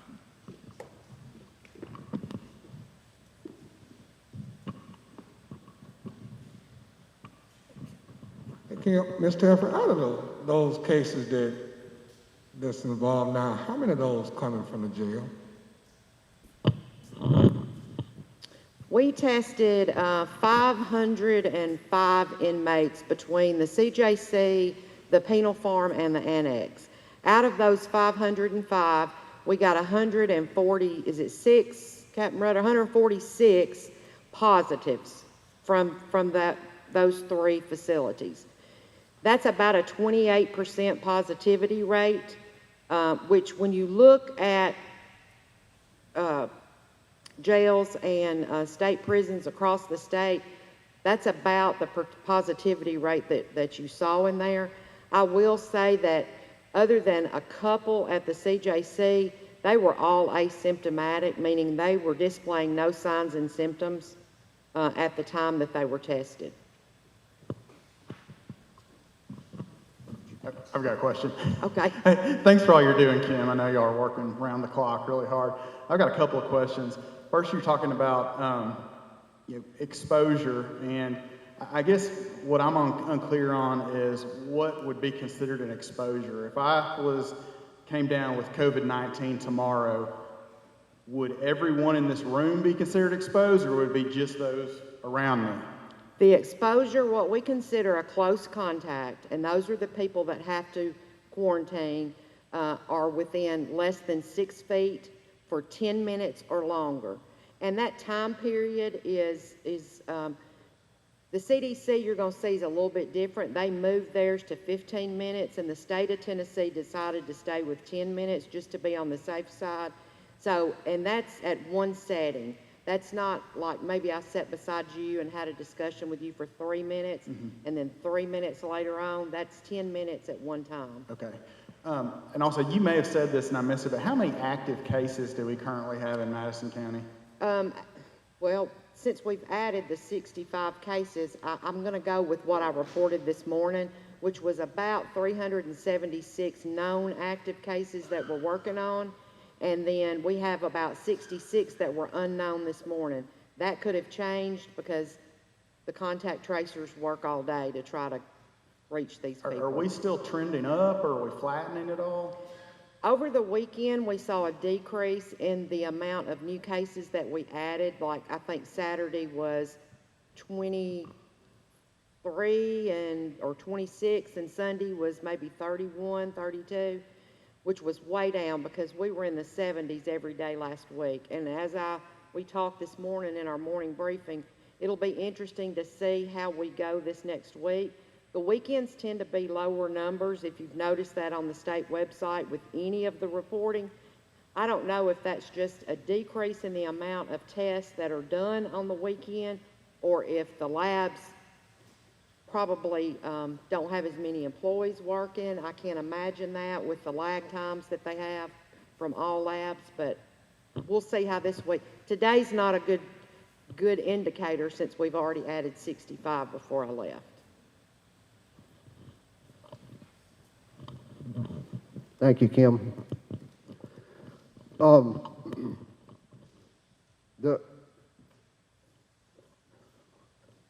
she'd already given you the total prisoners we had positive. I want to say a great thank you to Captain Tom Rudder and the way he's managed the jail during this process. It's been a real challenge every day. The state did take those 60 inmates last week,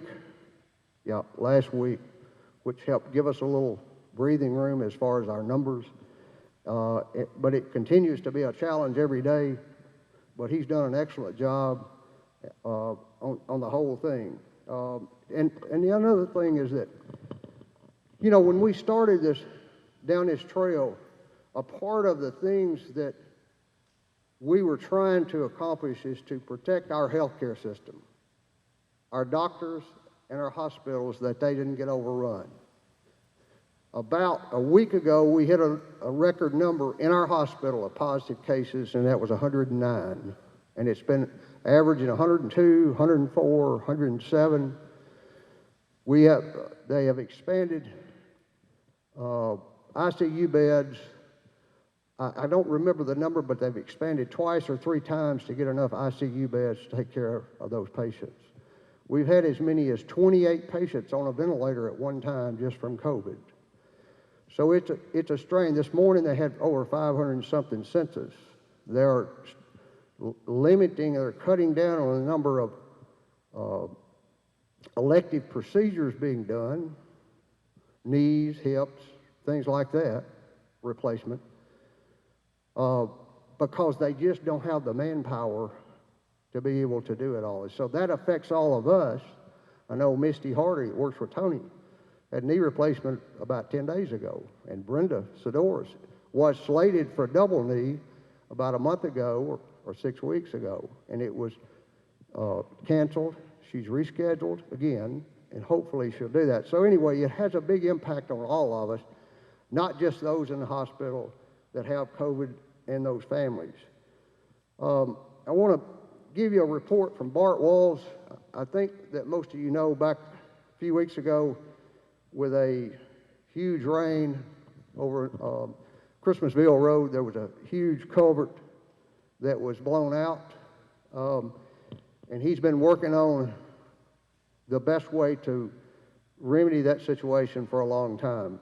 And I'm going to read to you a report he gave me. As a matter of fact, Bart is in Washington, D.C. today. He had twin boy grandsons born this past Wednesday. So he's up there with them. So I'm just going to read his report on Christmasville Road. Preliminary design of the new double cross drain is almost complete. The plan is to replace the existing 60 to 72 inch collapsed pipe with two 96-inch pipes with concrete head walls and an energy dissipation structure on the downstream end to minimize the downstream erosion.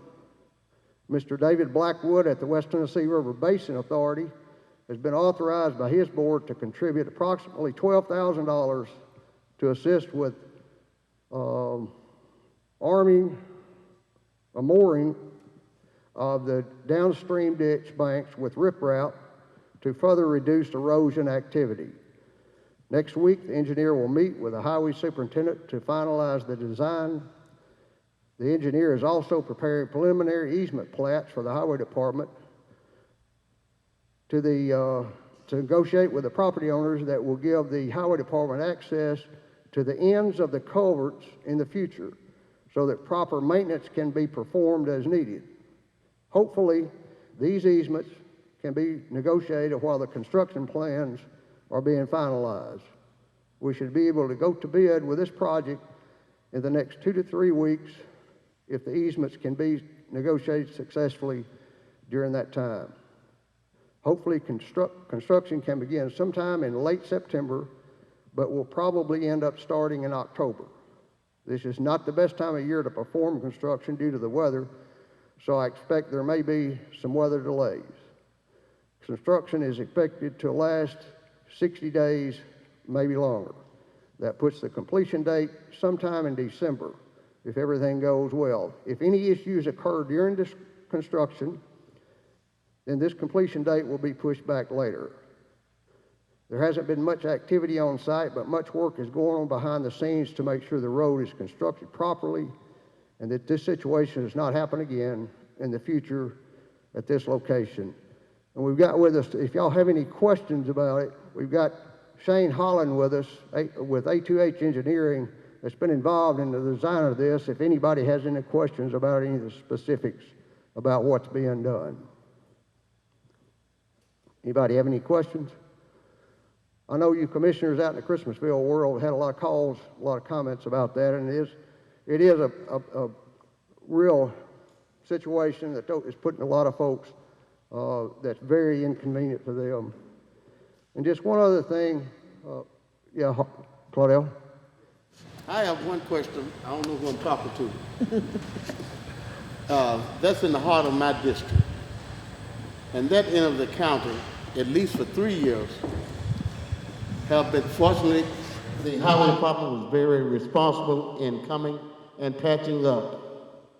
But if you notice, you have hollows and hills 100% of that area. And right now, if it snowed or rained, just about everything that's been put in the ground to patch will be coming up on the bottom of a heavy vehicle track. Is there anything scheduled, or do you have anything in your preliminary plans that's going to do anything about the area on the east side, which is just off of Christopherville Road, McGee Loop, Lost Creek? Because just since 2 years ago, the highway department, who did a good job of coming and patching, but it's worse now than ever. We had a rain, and rain is actually running in people's houses. When they pull in the driveway, they have to find something, some kind of ground to walk on. Do you have, how extensive is your work, and what do you anticipate doing there? Commissioner, if you don't mind, I mean, Shane is just on the design of this project, and I think the questions you have need to be directed to our road superintendent, Bart Walls. Yep. Only one other thing, just to say again, remember, 26th of last month was when Billy Spain died, and he was a good man and a good commissioner, and we'll miss him, and his shoes will be big shoes to fill. That's all I have, Mr. Chairman. One other tidbit. We got an audit back from our litter grant. The state audited us for the last 2 years on our litter grant from the state, and we got a slick, clean audit, no exceptions, no findings, no nothing. Regetta did a great job, and also to follow that up, our litter crew supervisor is on 14 days quarantine because of his contact with, I think there were 3 prisoners or 3 inmates on the litter crew that tested positive. So, thank you, Mr. Chairman. I'd like to also mention the fact that Billy Spain served for 14 years on this body, and as you can see, we're losing commissioners. They're going home. We've been here too long already, it looks like. But Billy was a very committed commissioner. He served on lots of committees. He's going to be very much missed. He was a great American, and we loved him very much. Billy, you'll be missed.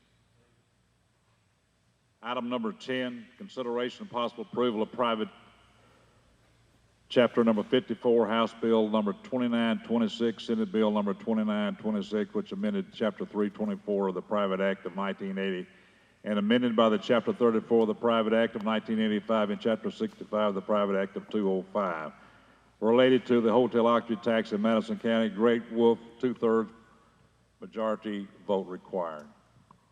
Mr. Chairman, just to remind the commissioners, this has to do with the Great Wolf Project and the changes to the private act that changes the allocation of hotel motel tax. You may recall, I believe it was at one of the June meetings, you all voted to approve this private act because the legislature at that time had voted on it. However, the legislation that the legislature passed didn't actually get signed until after your approval. So we need to get you to approve it again. Even though they had done it in reality, the dating is different. So we do need you to vote to approve this private act so that we can send notification back to the state that it has been approved. It does require a 2/3 vote. So I don't know if there's any questions because you've all heard about this now several times, but we do need you to vote again on this. Have a motion by Joey Hale, second by Commissioner Wall. Any other discussion? All in favor say aye. Aye. Any opposed? None. Thank you.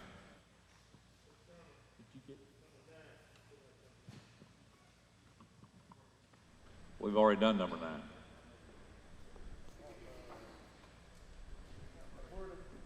Yeah. Didn't we do number 9? Yeah, we did number 9. We did number 9, then we went back to number 7.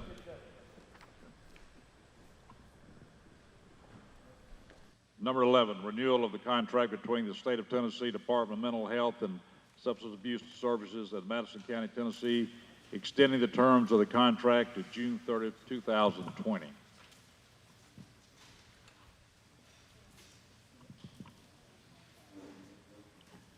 Commissioner Stevenson. Extending the term of the contract to 2030-2020. Is that the right date on the year? 21. That's a typo. That's a typo, it should be 21. Start 7/1/20, go to 6/30/21. And this is the mental health contract that we've had for a number of years now. It just renews every year. We just need your approval to execute it. Do I have a motion? Motion by Commissioner Alexander, seconded by Commissioner Brantley. Any discussion? All in favor say aye. Aye. Any opposed? None. Item number 12, consideration of possible approval of the resolution to amend the official zoning map of the Madison County Interregion by changing property locations 3238 U.S. Highway 45 South from Forest District to B3 FH District. Commissioner Johnson. Mr. Chairman, I move that we approve this for the sake of being able to discuss it. I've had no opposition, and I've only talked to the man that owns it, and that's the only person I've talked to about it. Mr. Pilot, you want to come forward? Thank you, Mr. Chairman. This item was presented to the Planning Commission at their last meeting, and they did recommend it to you. All right. Have a motion. Do I have a second? Have a second by Commissioner Arnold. Any other discussion? All in favor say aye. Any opposed? None. Moving right along. Item number 13, appointment of 4 members to the Ethics Committee by this body, 1-year term. Jamie Ellison, Curtis Howard, Tracy Snyder, Michael Ashley, incumbent. Do I have a motion? Motion by Commissioner Alexander, second by Commissioner Bryant. Any discussion? All in favor say aye. Any opposed? None. Item number 14, appointment of 4 members to the Madison County Board of Zoning Appeals by this body, 1-year term. Gary Neese, Bart Walls, Jeb Vaughn, John Little, incumbent. Commissioner Petty. I am an alternate on that committee, and I would like to be able to take, go full-time on it and be on the main member. Mr. Chairman? Yes, Mayor. Bart Walls and Jeff Vaughn are very diligent members of that. Mr. John Little has asked not to be reappointed. Gary Neese has not showed up to a meeting for probably a year or 2 years. So we would, just for the sake of that committee, they need 2 members that will participate. Mr. Petty's asked to be on there, and we really need to put another member on there from this body or from the public. But either way, they need some active members. Commissioner Alexander? I make a motion that we replace Mr. Neese with Commissioner Petty. All righty. You said John Little asked not to be on there?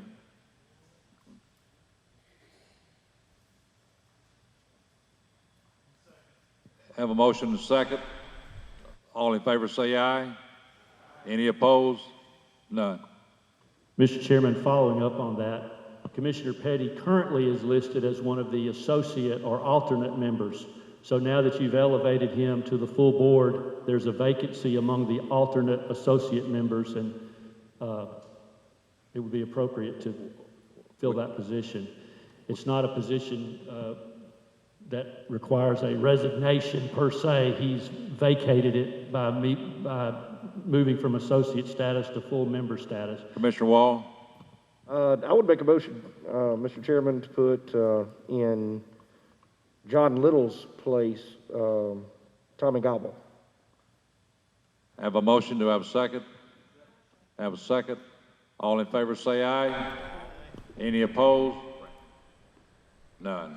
Well, now we still have a vacancy for an alternate.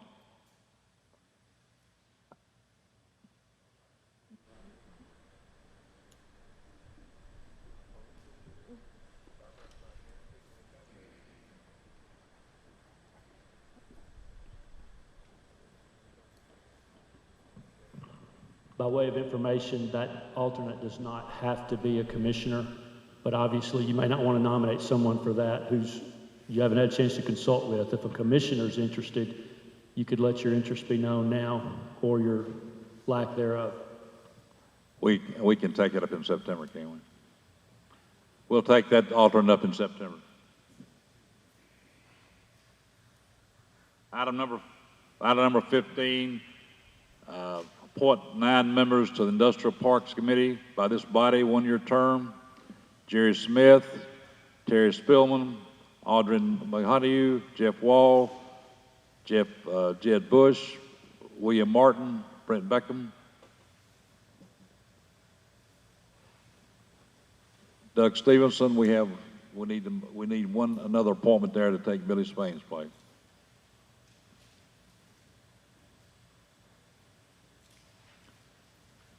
Do we have a motion? September meeting.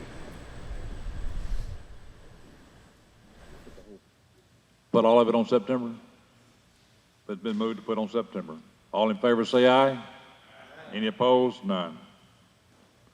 Item number 16, appoint 1 member to the Economical Development Committee by this body, 5-year term, Tom Hensley, incumbent. Mr. Chairman, there is a resume in the packet of Mr. Brad Little that I would like to recommend his consideration of appointing him to this committee. On this Economic Development Commission, item 16 that you just read. Yeah, Brad Little.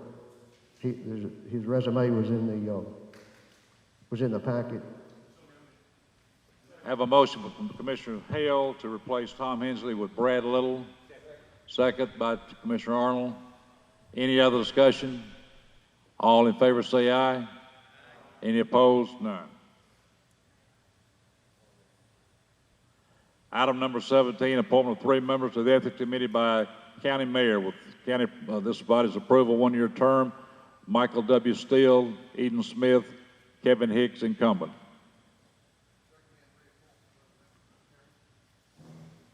Do we have a motion from the floor? Motion with second by Commissioner Hale.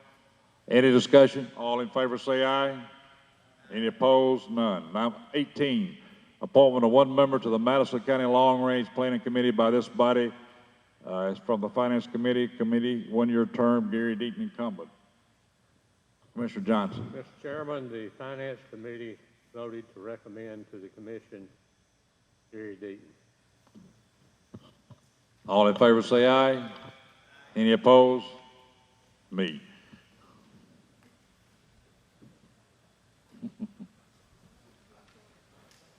Number 19, approval of the annual financial report. Karen Bell. Those are the department reports that have been submitted to you for us. It's just their annual reporting, and all were in order. So. Okay. Anyone have any questions?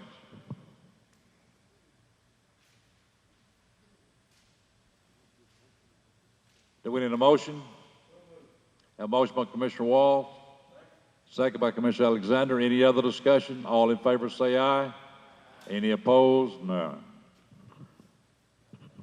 Number 20, any amendments or transfers to the general fund, school department, capital project, highway department, debt service, juvenile court service for the budget year of 2019-2020. Commissioner Johnson.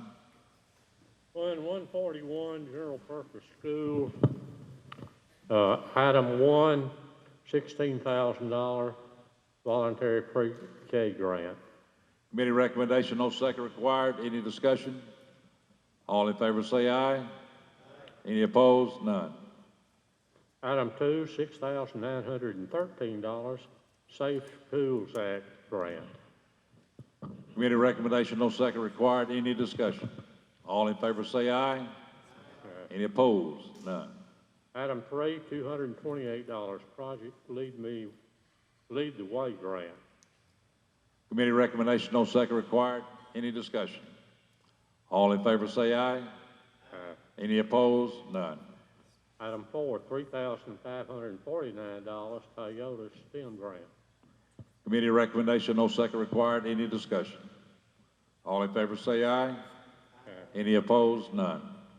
Item 5, $547,027. This amendment reallocates funds that were previously budgeted for the Ombudsman program to cover new employee positions for the alternative school program and associated with supplies, equipment, and professional development.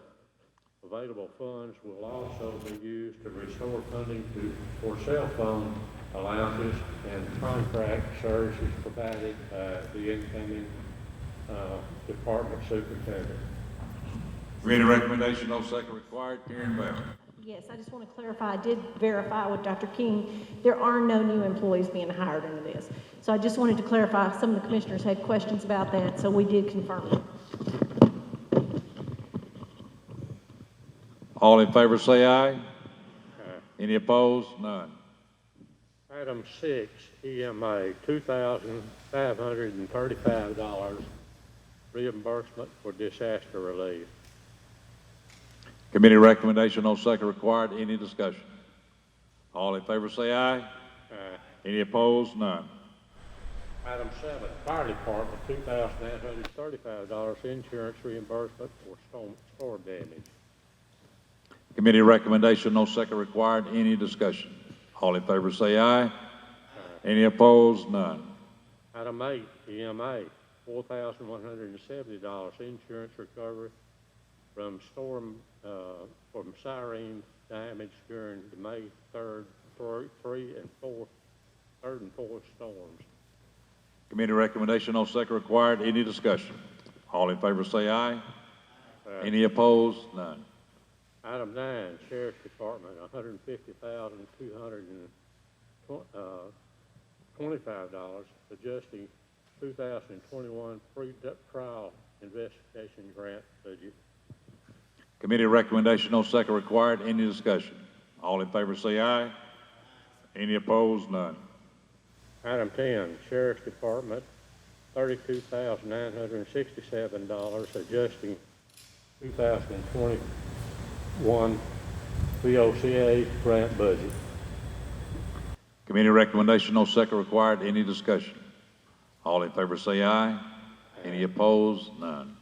Item 11, Sheriff's Department, $19,623, recording Tennessee Highway Safety Office Network Coordinator Grant for 2021.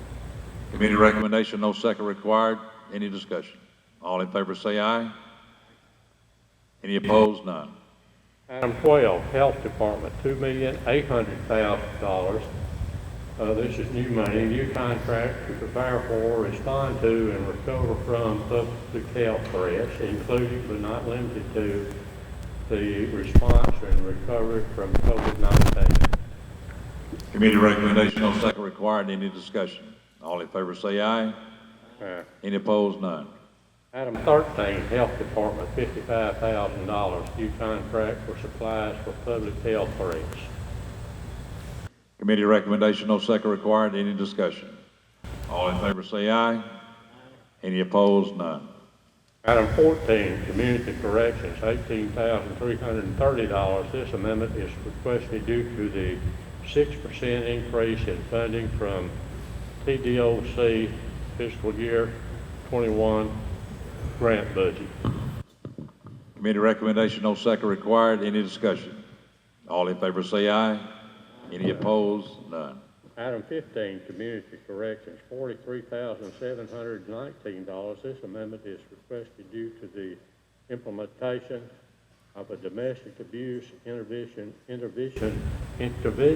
course and cognitive behavioral classes that we anticipate approximately $4,400 in new revenue each month. Instructor pay and class materials are projected to be $3,600 per month.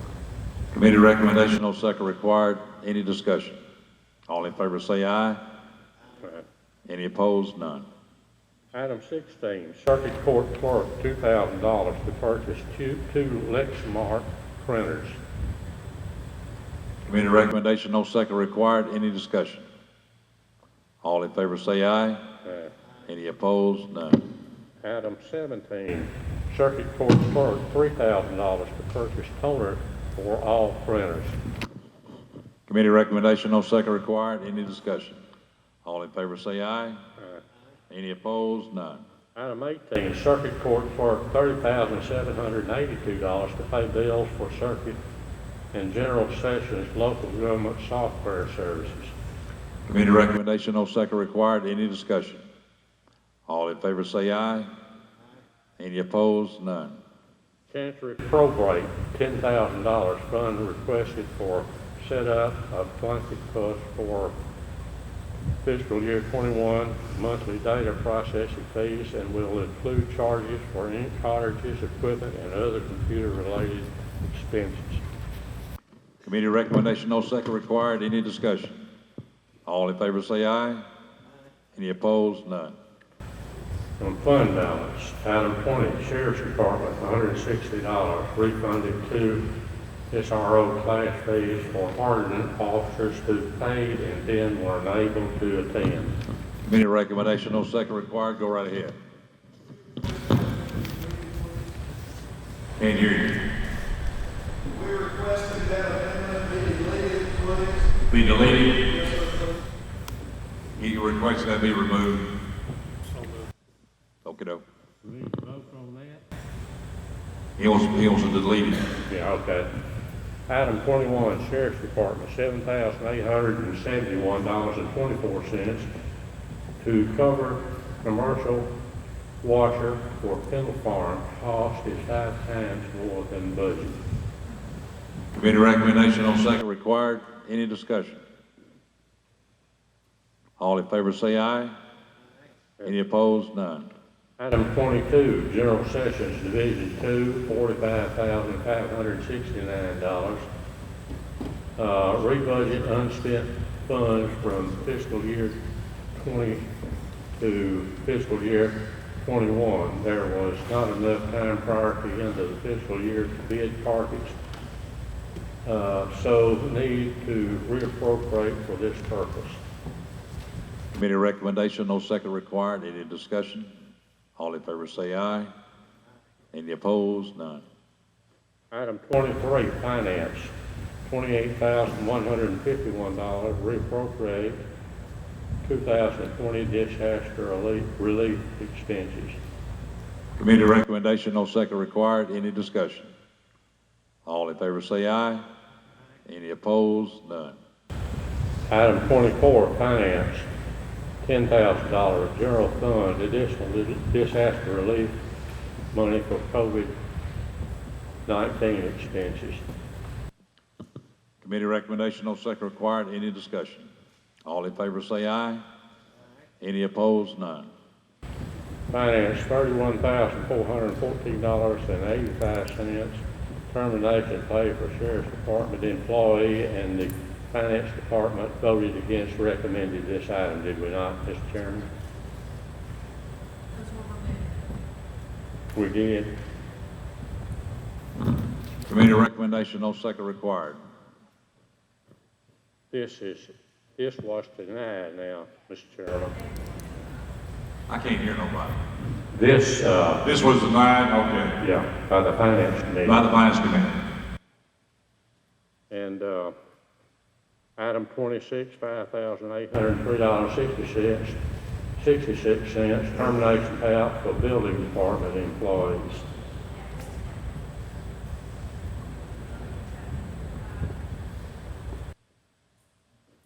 That was also denied. Right. We have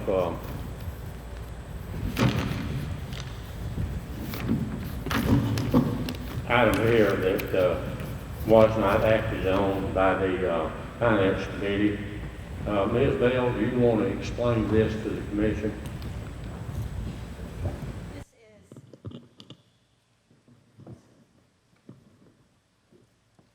Was submitted to us by the Recreation Department after their Conservation Board met. This is for a grant from Blue Cross in the amount of $750,000 for Healthy Place project at Leaper Lane. And Department Head Ed Smith is here to discuss. There is no match required. That's the most important thing that you need to know. It is total funded through the Blue Cross grant project, but Mr. Smith is here to discuss it.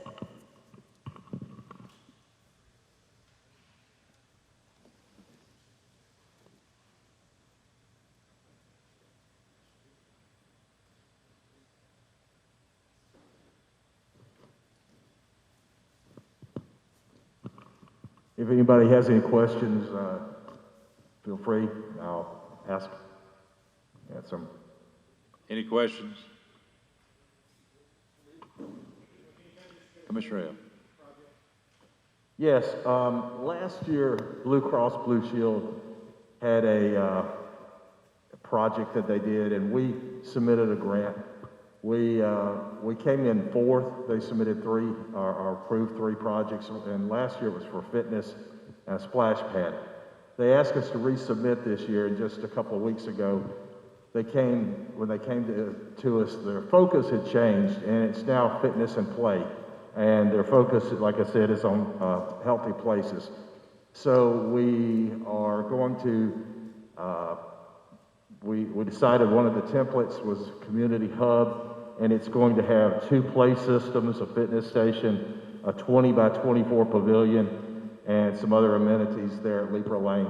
And it's about a $750,000 project. Again, no matching funds. And we should hear something no later than February 1st if we receive that, and then we'll start right after that with construction.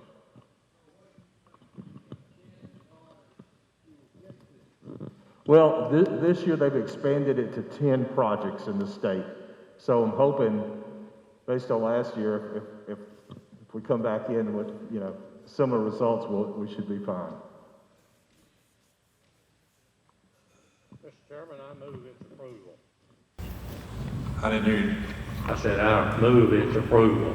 Have a motion to approve? Second. Have a second. Commissioner Compton. Lane is the best spot in 700 to put this grant towards, and not one of our other more populated parks that get a whole lot more usage.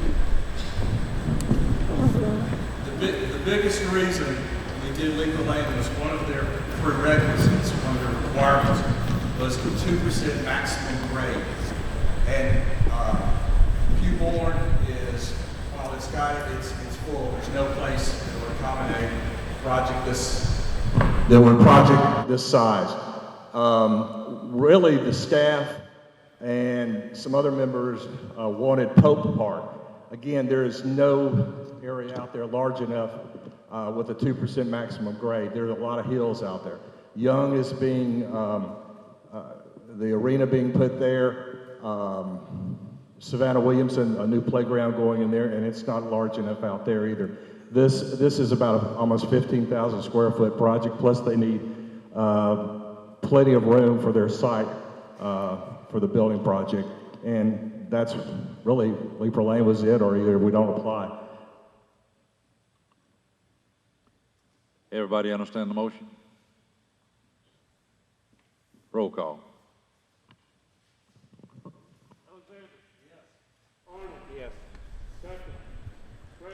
Yes. Yes. Yes.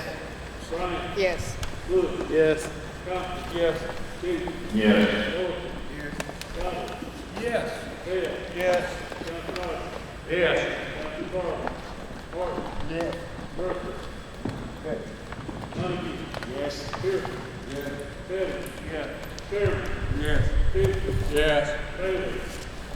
Yes. One of them yes is motion passed. Mr. Johnson. Ms. Bell, does this take care of all of this one? All right, I need to announce that our benevolent fund is near zero, and we all need to contribute some. You hear what he said? Our benevolent fund is about zero.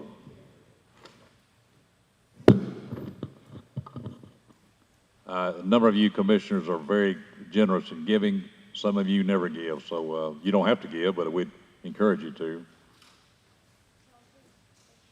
Beg your pardon? You can either bring it to me or you give it to Sarah.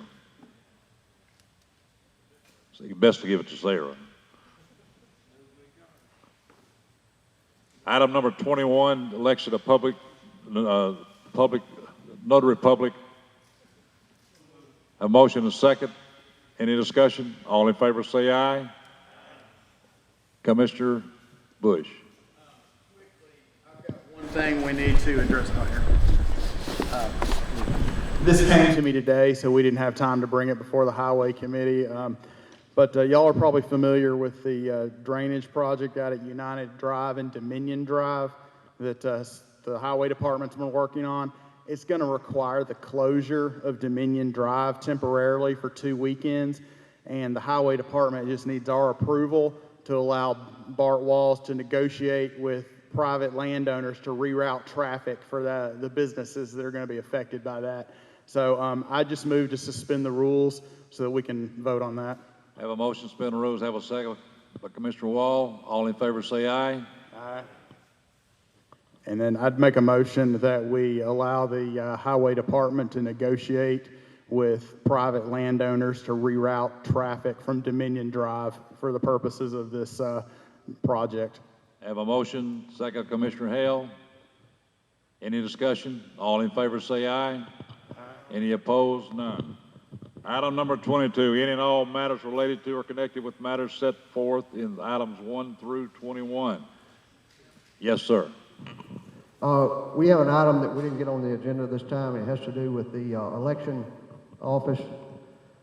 Kim, the state is offering grants that the election commission wants to apply for in the amount of $89,734.50, and the purpose of it is to help them conduct the elections and do preventative measures where it pertains to the COVID virus and taking care of the voters and things like that. And This is a form of a grant?